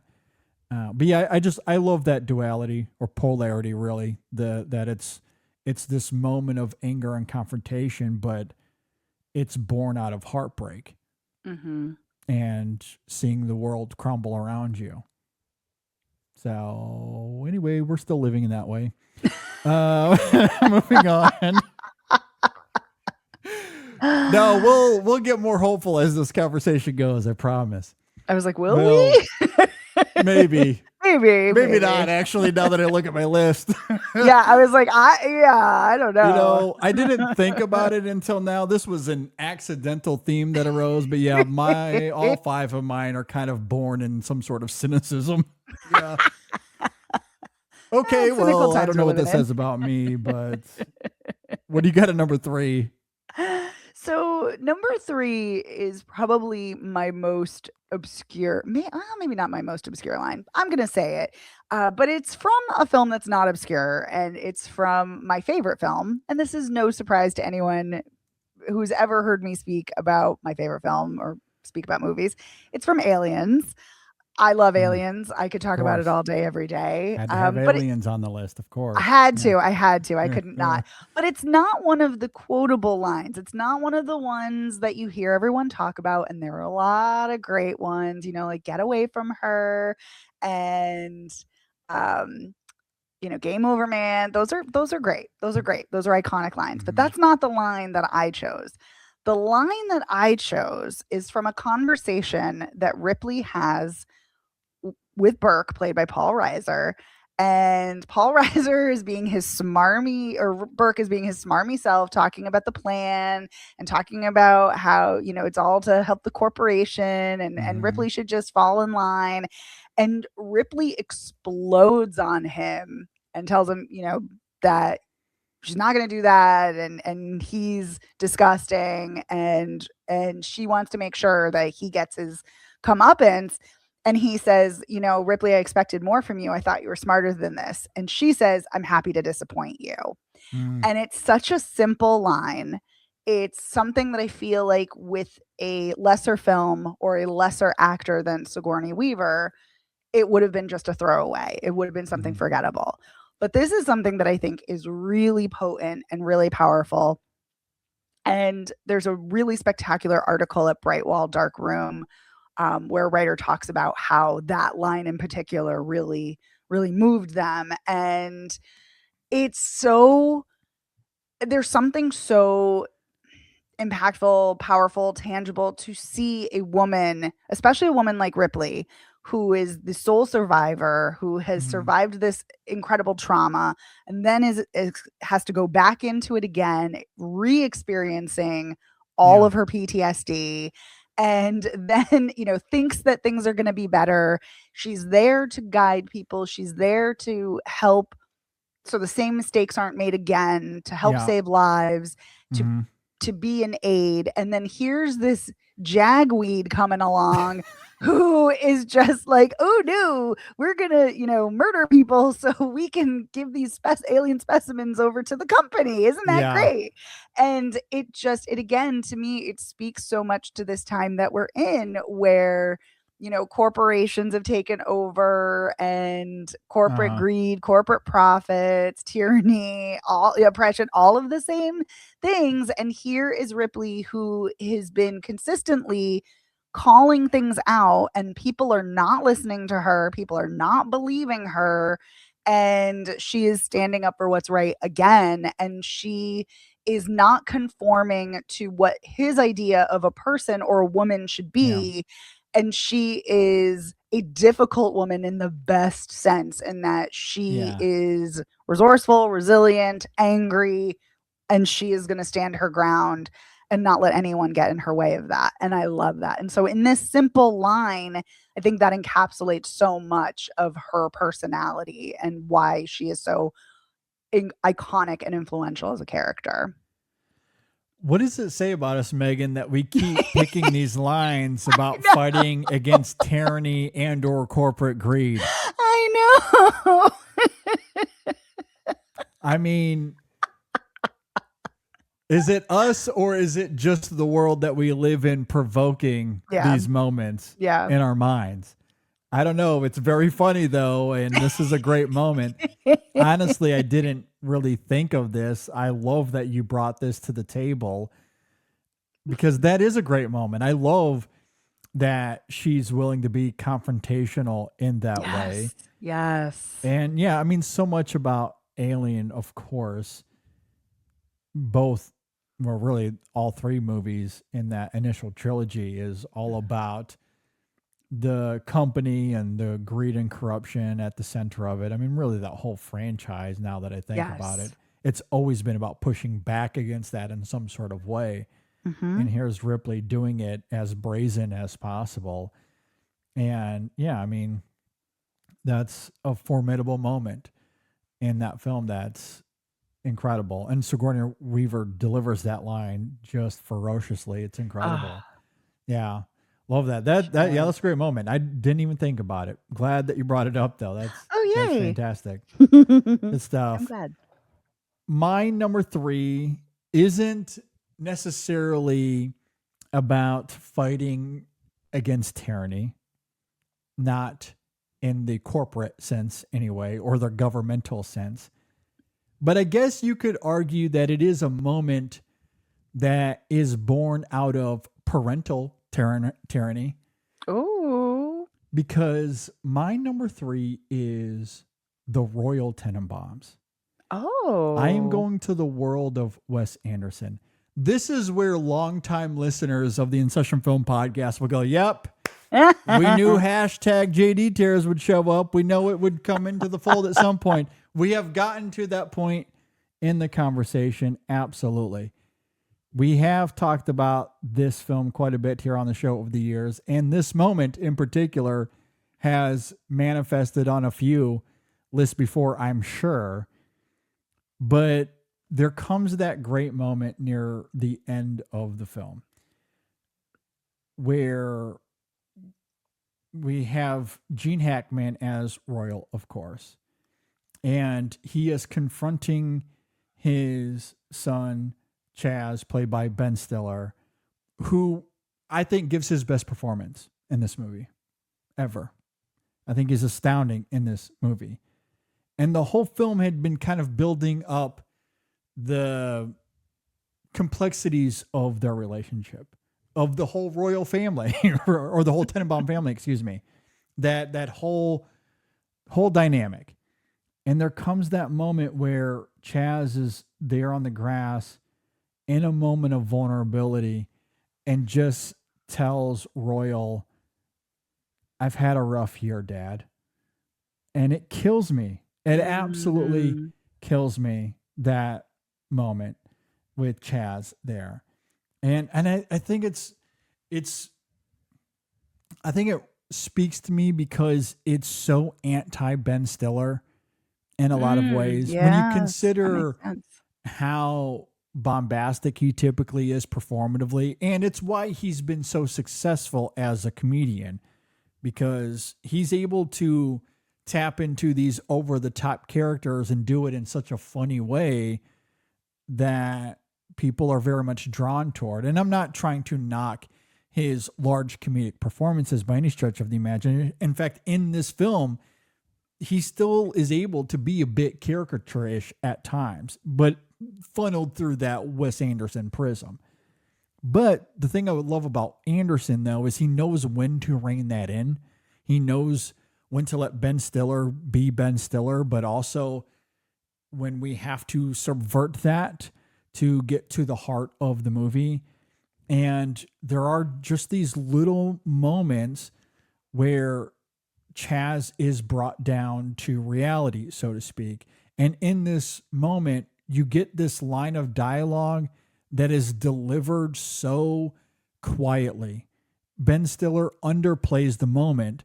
The film builds to it perfectly, but I think the delivery of the line is what makes it what it is. And that's noteworthy because, like, I don't know if I'm going to sit here and say that Ben Stiller is one of my favorite actors. I enjoy him. I'm not anti Ben Stiller, but he's just not a favorite performative actor of mine. But this moment really hits, and it's very much hinges on that delivery and that subtlety, and it's tangible, it's real, it hits really hard, and I deeply love it. It is so moving to me, and it's probably the most moving moment in any Wes Anderson film. And it's part of why I love the Royal Tenenbaums. It's one of my favorite movies of the 2000s, certainly of its year. My favorite Wes Anderson film, and maybe the best moment in that movie. So it speaks to me. It's certainly one of my favorite scenes, no doubt about it. And Ben Stiller is a big reason it works. So I've had a rough year, Dad. Is my number 3 here. I love that for a few reasons. One, I feel like, again, it's kind of an unassuming line. Like I feel like we're paralleling each other here. But again, it's about the delivery and what that means contextually. Mm-hmm. I honestly have not seen the Royal Tenenbaums, and I know God, we gotta remedy this. Well, what I was gonna immediately. say is, I was kind of like, I haven't seen it. Maybe I'll get to it someday. Maybe I won't. I don't know. But you have sold me on it just from the way you've described that scene and just Ben Stiller's performance. And it's so good. Yeah, and it's funny because you're right. He is really bombastic, but when he is, and I've rarely seen him restrained, but it does happen occasionally. And when he is, he's great. And so, yeah, you've sold me on wanting to see this. How familiar are you with Anderson? Do you like his movies? No. Have you seen any of them? No. Yes. Yeah, I mean, that's perfectly understandable. I get that he's not for everybody. He is one of my absolute favorites. Okay. I deeply love Wes Anderson. I go to bat for pretty much everything that he does, but I am fully aware that his sensibilities will provoke people one way or the other. Nobody is just in the middle on Wes Anderson. No. And, I honestly would rather a filmmaker be polarizing in that regard. So, yeah, I do keep trying to watch his movies, though, because I'm like, I got to find one that I enjoy, and I haven't yet. But yes. There's still many more to go to watch. I will say this. What I love about the Royal Tenenbaums is that it's not just quirkiness the entire time. Okay. Did you see Asteroid City a few years ago? I did. Okay. So unlike Moonrise Kingdom or Fantastic Mr. Fox or the Grand Budapest Hotel, Royal is much more closer in the vein of Asteroid City. Like Asteroid City is him kind of getting back to his roots in a lot of ways in terms of finding that emotionality and trying to marry that with his quirky sensibilities. Okay. All right. I feel like, and look, how do I articulate this without it sounding like a backhanded compliment? Because I'm not trying to do that. Right. Because I love Fantastic Mr. Fox, love Moonrise Kingdom, love Grand Budapest. The Royal Tenenbaums, I think, it's my favorite of his because you do see him starting to find his sensibilities in terms of that quirkiness, because it does veer more into the Wes Anderson we know of today than we saw with Bottle Rocket or Rushmore. But he doesn't he doesn't lean on those aesthetics as much as we might have seen in some of the other ones. There's this emotionality to Royal that I don't think he was able to find again until Asteroid City, which I also think comes through in the Doll shorts as well, and a little bit in Phoenician Scheme. But yeah, it's like Asteroid City was him very much getting back to his Royal Tenenbaum ways. Whatever that's worth. Yeah, no, that actually, it sells it even more to me, because that's, I think, the thing is, I get why people do enjoy his work, and it's visually striking. And I love the use of the color palettes and kind of that, quote unquote dollhouse aesthetic. Like, I very much, I appreciate it. It doesn't work for me, but I get it.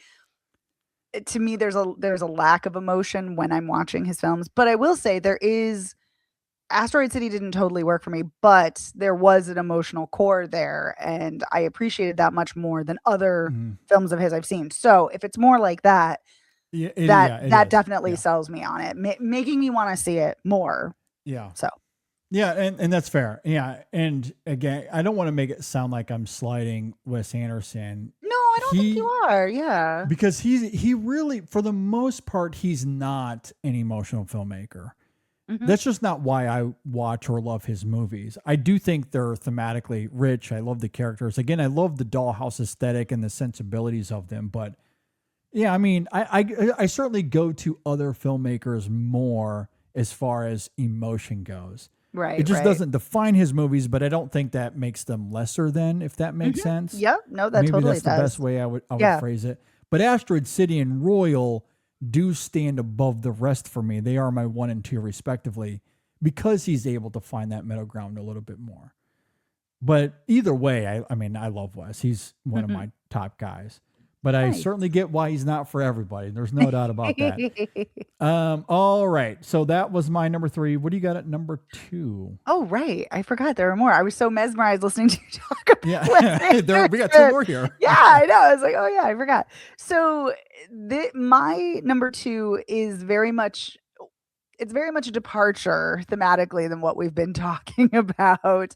But we'll just get into it. But I am noticing that a lot of my movies on this list are from the 80s. So take that for what it is. All right.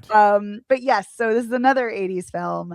And this one is, I love that this film is written by a woman.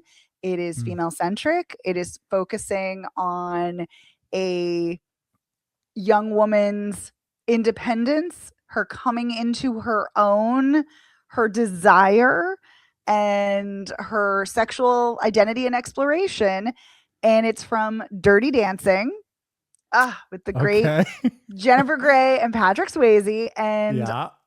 it's funny. I wouldn't say that movie is maybe the most quotable per se, but this quote I adore. I love when they're alone together and Johnny is talking to Baby, Frances Houseman, Baby, about how he is so impressed with her and how she's so fearless and how she stood up to her father and defended him. And, because he's a doctor. And so she's trying to help to get Penny an abortion. And so he's like, you're not scared of anything. And she's like, I'm scared of everything. I'm scared of what I saw. I'm scared of what I did, of who I am. And most of all, I'm scared of walking out of this room and never feeling the rest of my whole life the way I feel when I'm with you. I love that line. I love what she is saying. I love the way it's delivered. I love the way it's written. And what I love, I think Dirty Dancing is one of those films that was criminally underrated when it came out and is still often underrated as being the iconic feminist film that it is, in that there are frank discussions about abortion, there's frank discussions about sex, and we see a woman who really embraces who she is and steps away from the confines of her rich upbringing and of her family, her conservative family, and she really comes into her own. And I know everybody talks about nobody puts baby in the corner, and that's a great line, but this line to me is really special because it's her declaring who she is, her vulnerability, and what she wants. And I love that for her, and I love that in this film. Well, nobody puts Megan in a corner. She chooses her own lines. That's right. No, this is such a fascinating pick. I'll be perfectly honest. It's hard to speak to. I have not seen this film in probably 25 years. I do remember liking it, but I have not seen this film in so long. Oh, it's so good. It's so good. I would love to give it another go. Yes, I would love to give this a go. do I've always enjoyed it a lot. Like Patrick Swayze. How can you not love Patrick Swayze? I Jennifer know. Grey's He's fantastic. so good. He's so good. I mean, I've always really liked the movie for sure, but I don't know if 19-year-old JD can speak to it eloquently That's fair. than me now. So I don't know, but I think you articulated perfectly. Like that's you. fantastic. Yeah, that's a great moment in that movie, and it inspires me to want to give it another go. Yeah. Yeah. I need to just give this one another watch. I think so, because I mean, like, don't get me wrong, the dancing is fun and it's a fun movie and the soundtrack is great, but it's a Yeah. film that I feel like a lot of people just take it on that face value as, oh, it's just fun. And it is, but there's so much more deeper going on. Oh, for sure. within Yeah. it. And that's what I love Yeah. about this, is that you can access it on those multiple levels, on something just very fun and light. And then there are also these much deeper, darker themes happening that you can really delve into. And I love that. Yeah. I mean, there are a lot of images and scenes that come to mind for sure. And I vaguely recall the abortion element of the movie. Mm-hmm. But yeah, some of those specificities certainly do miss me just because it's been so long Yeah. since I've seen the movie. But my sister was obsessed with this. So I've seen it probably a dozen times, but it's been Nice. 25 years. So, but yeah, that's great. That's awesome. Yeah. Love that. All right. So that is your number 2. Mm-hmm. All right. My number 2, I'm going to try to get through this without succumbing, because when I was putting this list together earlier, I genuinely cried tears in my office when trying to figure out what I wanted this top 5 to be. One of those moments where I'm glad no one walked in as I was thinking about this movie, because it kills me. It absolutely kills me. And it's also one of those quotes where, again, I don't think this is zeitgeisty in a broad cultural sense. This is more of a cinephilistic pick, or even a critical pick for sure. But I think it's big enough in those circles that it very much qualifies given the criteria here. But for my number 2, I'm going to Studio Ghibli. But I'm not going to Hayao Miyazaki. Most people think that Ghibli is just Miyazaki, but that is not true. That's right. Isao Takahata, I think, is just as tremendous as Miyazaki. I wish that he got more recognition because his movies are equally as great. He just didn't make as many movies. Right. And I think this film that I'm about to bring up, you could argue is the best of all of Ghibli. And in fact, I would make that argument. Not only is this my favorite Ghibli film, this is in my top 10 of all time, or in my top 15. It's very much in that range. I'm going to the world of Grave of the Fireflies for my number 2. Now, this is an arduous movie. It is tough to sit through for sure. It hurts. There's just no way around it, especially if you're a parent.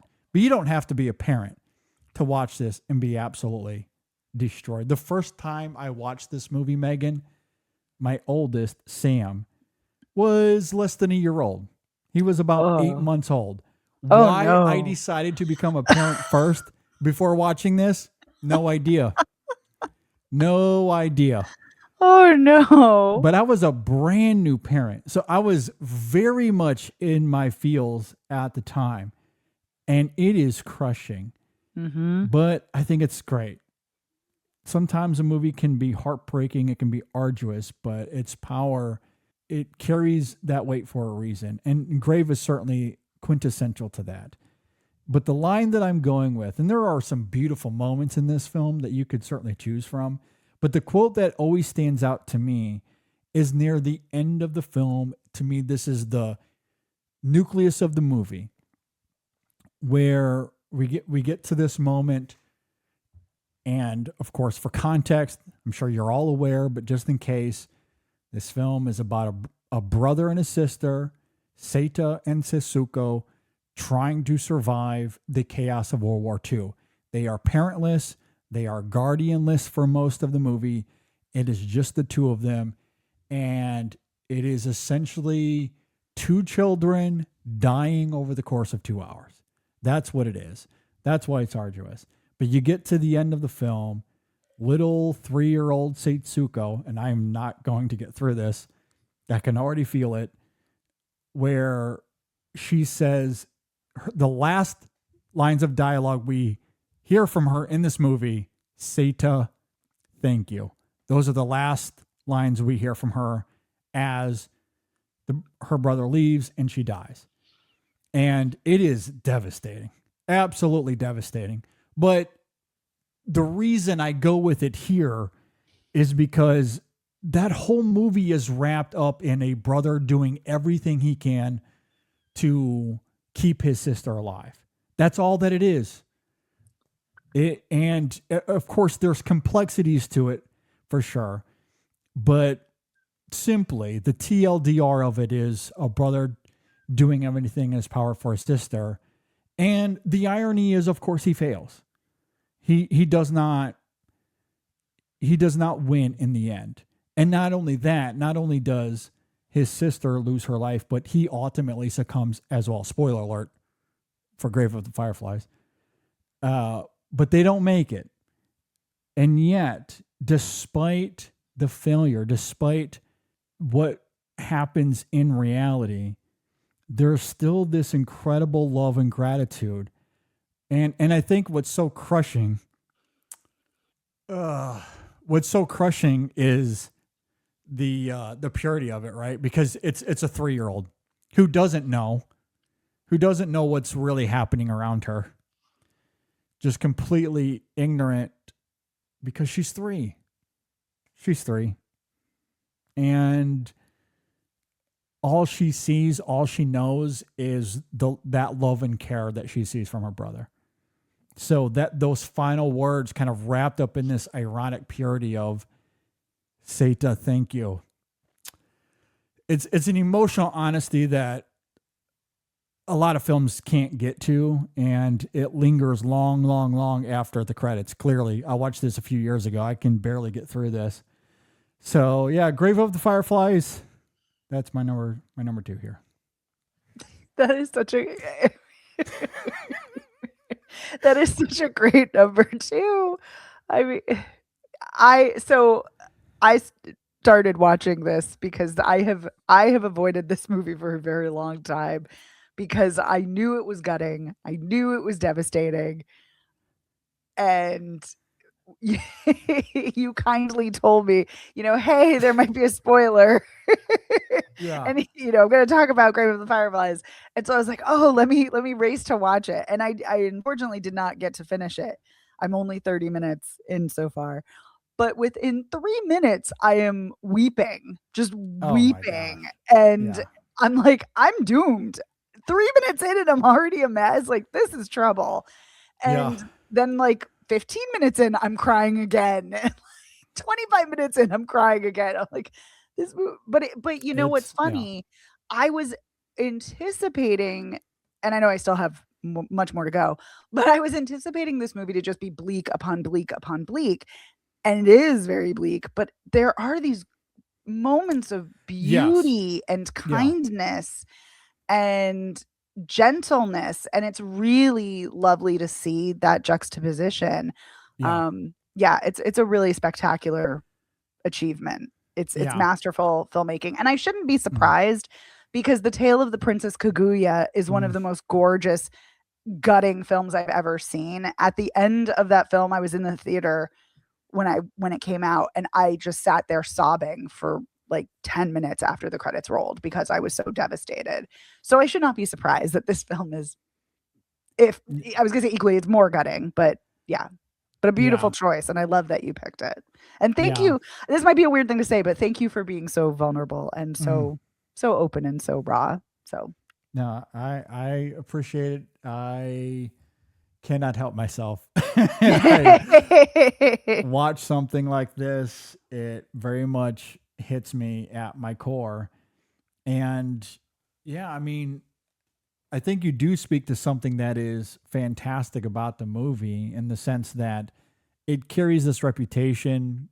Clearly, I did not help anyone with my reaction here as far as making it easier as far as going in if you've never seen the film before. But there are large swaths of the movie where it's not just, it's not just drowning in that bleakness, for sure.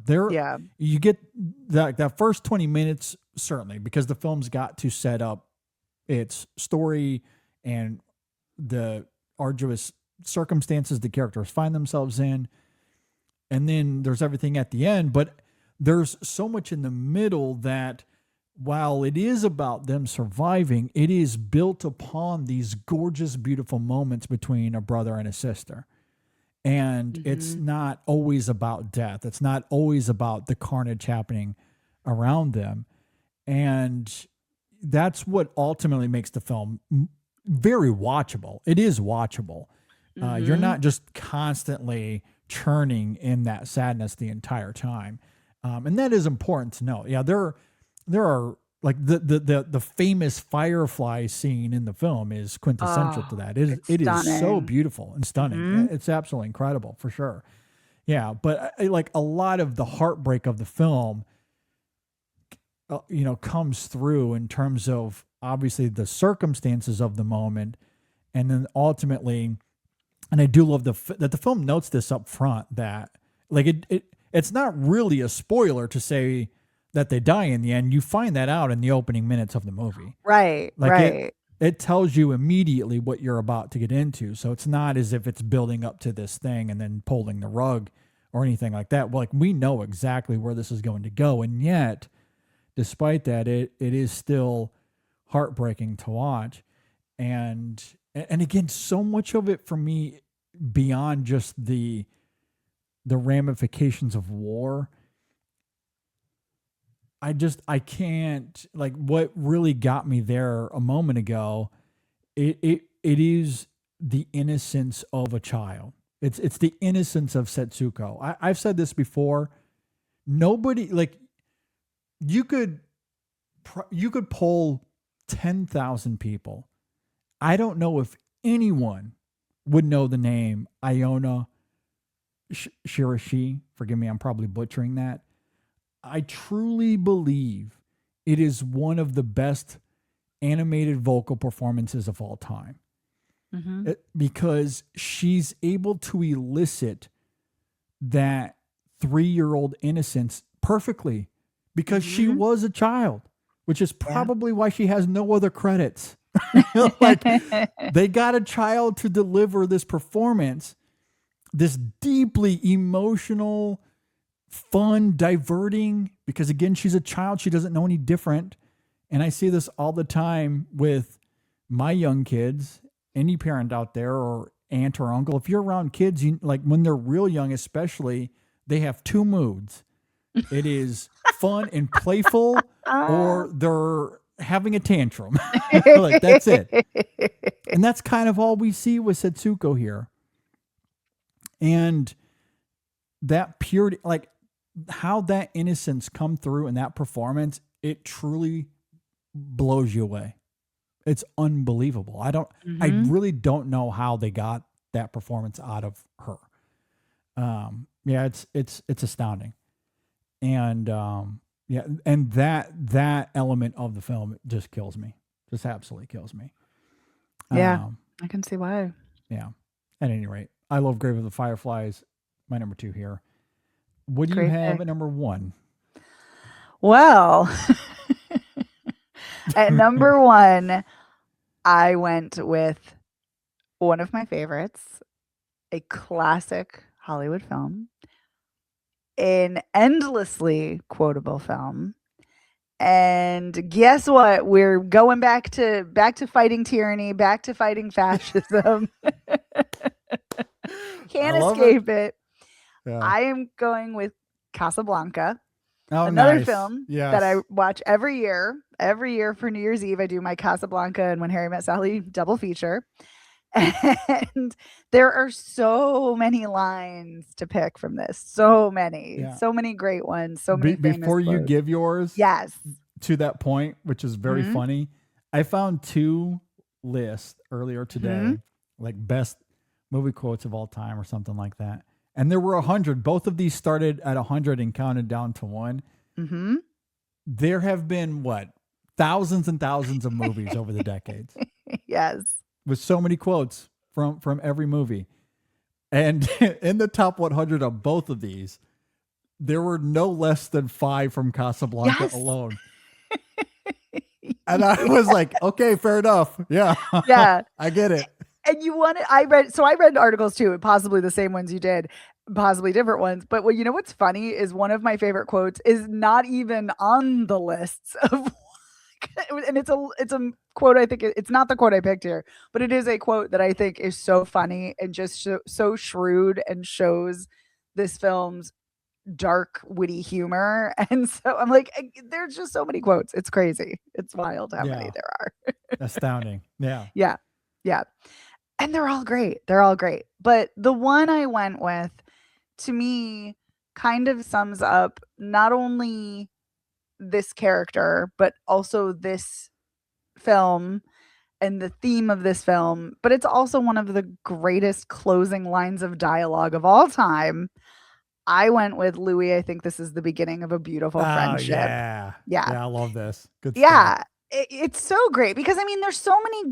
The whole film is Rick's arc, the entire film, and that is not just me saying that. There have been many people more articulate and better than I am who have laid this out. That it is the entire film is his arc, his emotional arc, and his emotional Yeah. journey to going from bitter and cynical and I don't want to help anybody. Although he's very much an unreliable narrator because he does help people throughout the entire film. Every time he's like, I don't stick my neck out for anybody. And then he is constantly sticking his neck out and constantly helping people and doing things to help them. So it is his emotional arc, but at the same time, he always was this person. And so, but I love that he's so distraught, so bitter over Ilsa having left him and him not knowing why, not knowing what happened. And then she comes back into his life and he finds everything out. He finds out what happened. And yet he could reunite with her. She's ready. She is ready to leave her husband. She is ready to be with him. And he's like, nope, we have to do the noble thing. We have to sacrifice for the greater good. And that's what we're going to do. And it is such a tragic, beautiful, bittersweet ending. And I love that so much. And I love that Louis is there with him. And Claude Rains is such a fabulous actor. I love him as well. And I think that he and Humphrey Bogart have a great rapport. And so the fact that both of them are these kind of cynical characters who in the end do the right thing and also kind of have done the right thing all along, but very much stick their necks out. And then here they are together, ending up together, hopefully to, combat tyranny. I think it's just, that's it. it's great. Yeah. It's great. It's a great summation of the film. It's a great summation of where the country and the world was at that time and I think it's very potent to where we are today. So I couldn't have said it any better myself. Oh, thank you. We talked about that element quite specifically when we reviewed this on the show some years ago, because the film clearly delves into politics in this fascinating little way. Mm-hmm. But one of the major themes of the film is around isolationism with Rick. Yes. And you hit the nail on the head as far as him and like Rick and the remoteness we see with that character, which they establish early on in the film. I love that moment of him playing chess alone. Yes. This game that requires strategy and precision, and he's simply there playing alone. Maybe not subtle, but I think that's impeccable symbolism there, and that ethos that he has throughout the film that you noted as far as sticking his neck out for nobody. That's certainly a recurring motif that eventually flips on its head And it gives weight to that line at the end of the film Yes. as far as Yes. that evolution of the character, for sure. Yeah, this is high honorable mention for me. I'm very much right there with you. I love this film. Great film. One of the best films of all time. I know, hot take. I know, But but it really is. it really is, though. Really It is really one of the is. best films. Yeah, and it's funny because I've seen it so many times, and every time I watch it, weirdly feel like I pick up something new, or I notice something that maybe I hadn't really before, and it's just Yeah. there's so much that could have gone wrong with this film, and it just all works so It's great. beautifully. Yeah, Yeah. it's Oh, wonderful. man. What a movie. I What a know. movie. What a Casablanca. movie. Very Love good. it Yeah, so right there much. with you. All right. My number one, I'm also going to one of those often heralded as one of the best films of all time. And I'm sorry, I just can't help myself. I truly think it's one of the best films of all time. And that's Citizen Kane. Going to Citizen Kane for my number Yeah. one here. I don't have to spend too much time. I've talked about this quite a bit here on the show before, but the movie quote that I think will forever register with me the most is Rosebud from Citizen Kane. I know that it's arguably the most famous single word in film history. That narrative certainly exists for sure. But what I love about Rosebud, to me, this is why it's my favorite movie ever made. It's not just that it's this incredibly diverting film from its time. It features filmmaking and craft techniques that were decades ahead of its time. All of that exists. And I think partially that's why it's built up this reputation as being homework when it's actually incredibly inventive and entertaining. Yeah, But absolutely. beyond all of that, and I love the filmmaking, Orson Welles, what he brought to the table as a filmmaker is truly astounding for sure. But beyond that, what I love about the film is what it exemplifies as far as childhood and what it means to our lives. Because I truly do believe that it's the most special thing about the human experience. And some of this ties back into what I love about Grave of the Fireflies. Part of the heartbreak, what makes the innocence of Setsuko so incredible in that film is that she is just trying to be this innocent child amongst the chaos of World War II. She just wants to live that childhood, and ultimately it is ripped away from her. She doesn't get a choice in the end. And I find that devastating. And in a way, you could argue the same thing about Charles Foster Kane, given the context of that character and what we learn about him and how that, like, his childhood was ripped away from him as well. But I think about this all the time in terms of not just how special it is at the time when you are a kid and you just get to indulge in play and learning and being a kid, but how it fosters our adulthood, whether we Yes. do it consciously or unconsciously. And it's gotten to a point in society where we think about these things so overtly that there are certain industries built around it, such as movies, for example, and the way movies are made now. We live in an Yeah. era where Hollywood, all they want to do is pander to the nostalgia of Gen X and millennials. And that nostalgia, where does that come from? I wonder. So we and like, and I'm certainly not immune to this at all. Certainly not immune to this at all. One of my favorite memories as an adult, I grew up in small town Michigan. I never got a chance to really go anywhere or explore the world as a little kid. And I certainly don't blame my parents for that. It's just the reality of my situation. So I never went to Disney World as a kid. The first time I went to Disney World, I was in my 30s. And the first time I walk into Magic Kingdom and I see the castle for the first time, I was no longer 32 years old. I was 7. Yeah. I was 7. I immediately melted, immediately transformed into a 7-year-old kid. And this happens all the time, even when I'm just playing with my kids. You know, even recently, we went on a Disney cruise, or there's certainly other examples I could bring up where I'm hanging out. I mean, watching sports sometimes with Sam and Andrew, I feel like I can transform back into those parts of myself. And I think that's the case for a lot of other people. Again, to the point where I think society has, we as a society live this way.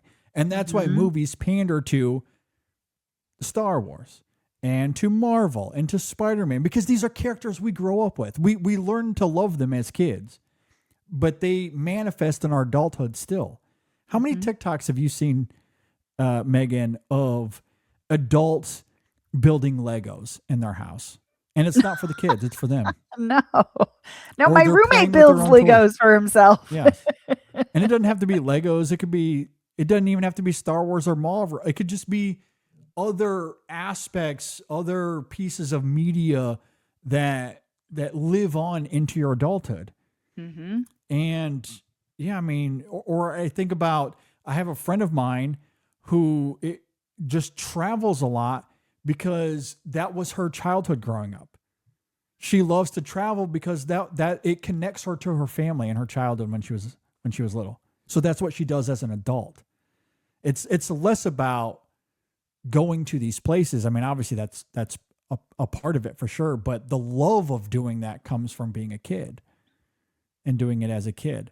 So like, yeah, I think, and sometimes it's conscious, sometimes it's not, but I think it impacts our everyday lives all the time.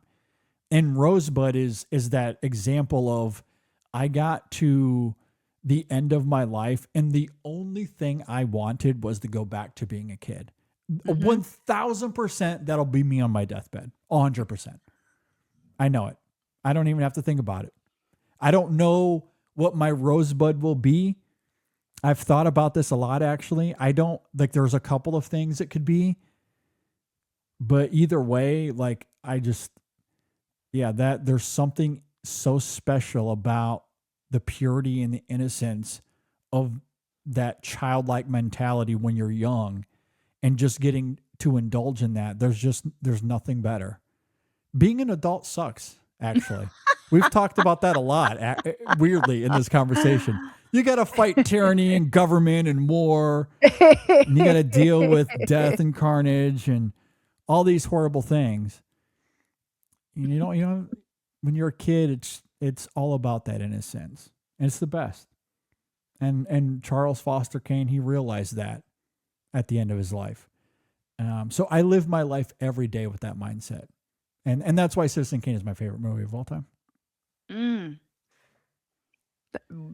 was like, that is a powerful statement and well said. And I really hope, though, that you're not like Charles Foster Kane on your deathbed, where your life is not in a isolated wasteful mess. kind of way. Yeah. No. Yeah, but there is. It is an incredible film. It is a film much like Casablanca. It's a film everybody needs to see, and I do think it's funny. And you're absolutely right. People thinking of it as homework, because it is a riveting film. I mean, and whether you're talking about Orson Welles' performance or Greg Toland's incredible cinematography, it is just stunning to watch. But the thing that is so striking about it is this undercurrent of just tragedy, and how he had everything that was important in life when he was a child, and he thought he needed to be bigger, richer, accumulate more, but the only thing that really mattered was from his childhood. But it's also all destroyed by the end, which is that's also devastating. Like, even after his death, it's all destroyed, and it's like, that's devastating. So yeah, it's an incredible line of dialogue that encapsulates a really tragic film. And yeah, great pick. Yeah. Great pick. Exactly. Like all that stuff he accumulated meant nothing. Yeah. The Absolutely only nothing. thing, Absolutely the nothing. only thing that mattered to him was the memory of being on that hill in the snow with that Yeah. sled. That's Yeah. it. As a little kid. Mm-hmm. Yeah, Mm-hmm. I think about that all the time. For sure. Yep. Yeah. Yep. Yeah. And I mean, Um, and money can buy you comfort and it can buy, you peace of mind, but it can't buy you happiness. And he And by learns that the hard happiness. way. Yeah. Absolutely. So normally this is where I would ask you for honorable mentions. We are running pretty long here, so I'm going to forego that. And you can just believe us that the list of honorable mentions is forever long here. Mhm. It would be another 20 minutes of just honorable mentions. So we'll leave it at that because I certainly have a long list. I'm sure you do as well. But that's our top 5. If you agree or disagree with us, let us know in the comment section below. If you're watching on YouTube, if you're listening on Spotify or Apple Podcasts, you can hit us up on social media, Facebook, Twitter, Instagram, Blue Sky. You can always email us in sessionfilm@gmail.com as well. All right. As we wind down here, we will have 2 reviews this week. The Devil Wears Prada 2, as we noted earlier in the episode. We're also going to be talking about the foreign language film Magellan, which is an interesting movie to talk about now. Why we're talking about it now? Because Megan suggested it. We never did a review of this at the end of last year because I think it qualified for awards in 2025, if I'm not mistaken, but I do think it got some sort of a release earlier in the year, which tends to be the case for a lot of foreign language films. I am really looking forward to that conversation. Ooh. It's going to be Nice. interesting. Yeah, Magellan is going to be an interesting one, so be on the lookout for that. We're a new Chasing the Gold this week, as I noted earlier, and maybe a new Women in Session as well. I'm not entirely sure about Women in Session. I do need to talk to Amy and perhaps Megan, who's also holding down the fort over there. Right now, Kristen is dealing with some things, so that show might be in a little bit of flux, but we'll see, because we do want to try to get some episodes out if we can. Either way, we have a lot of content. We got a lot of podcasting that'll come your way. And of course, Dave and the great team over at InSessionFilm.com, they have a bunch of awesome reviews and articles over there that you can go and check out as well. Megan, any final thoughts before we get out of here for this week? Just that there are an infinite number of great movie quotes and movies to watch. Yeah. So many movie quotes. Well said. Well said. All right. Well, with all of that, thanks for listening, everybody. Thanks for watching. We'll see you next time on the In Session Film Podcast.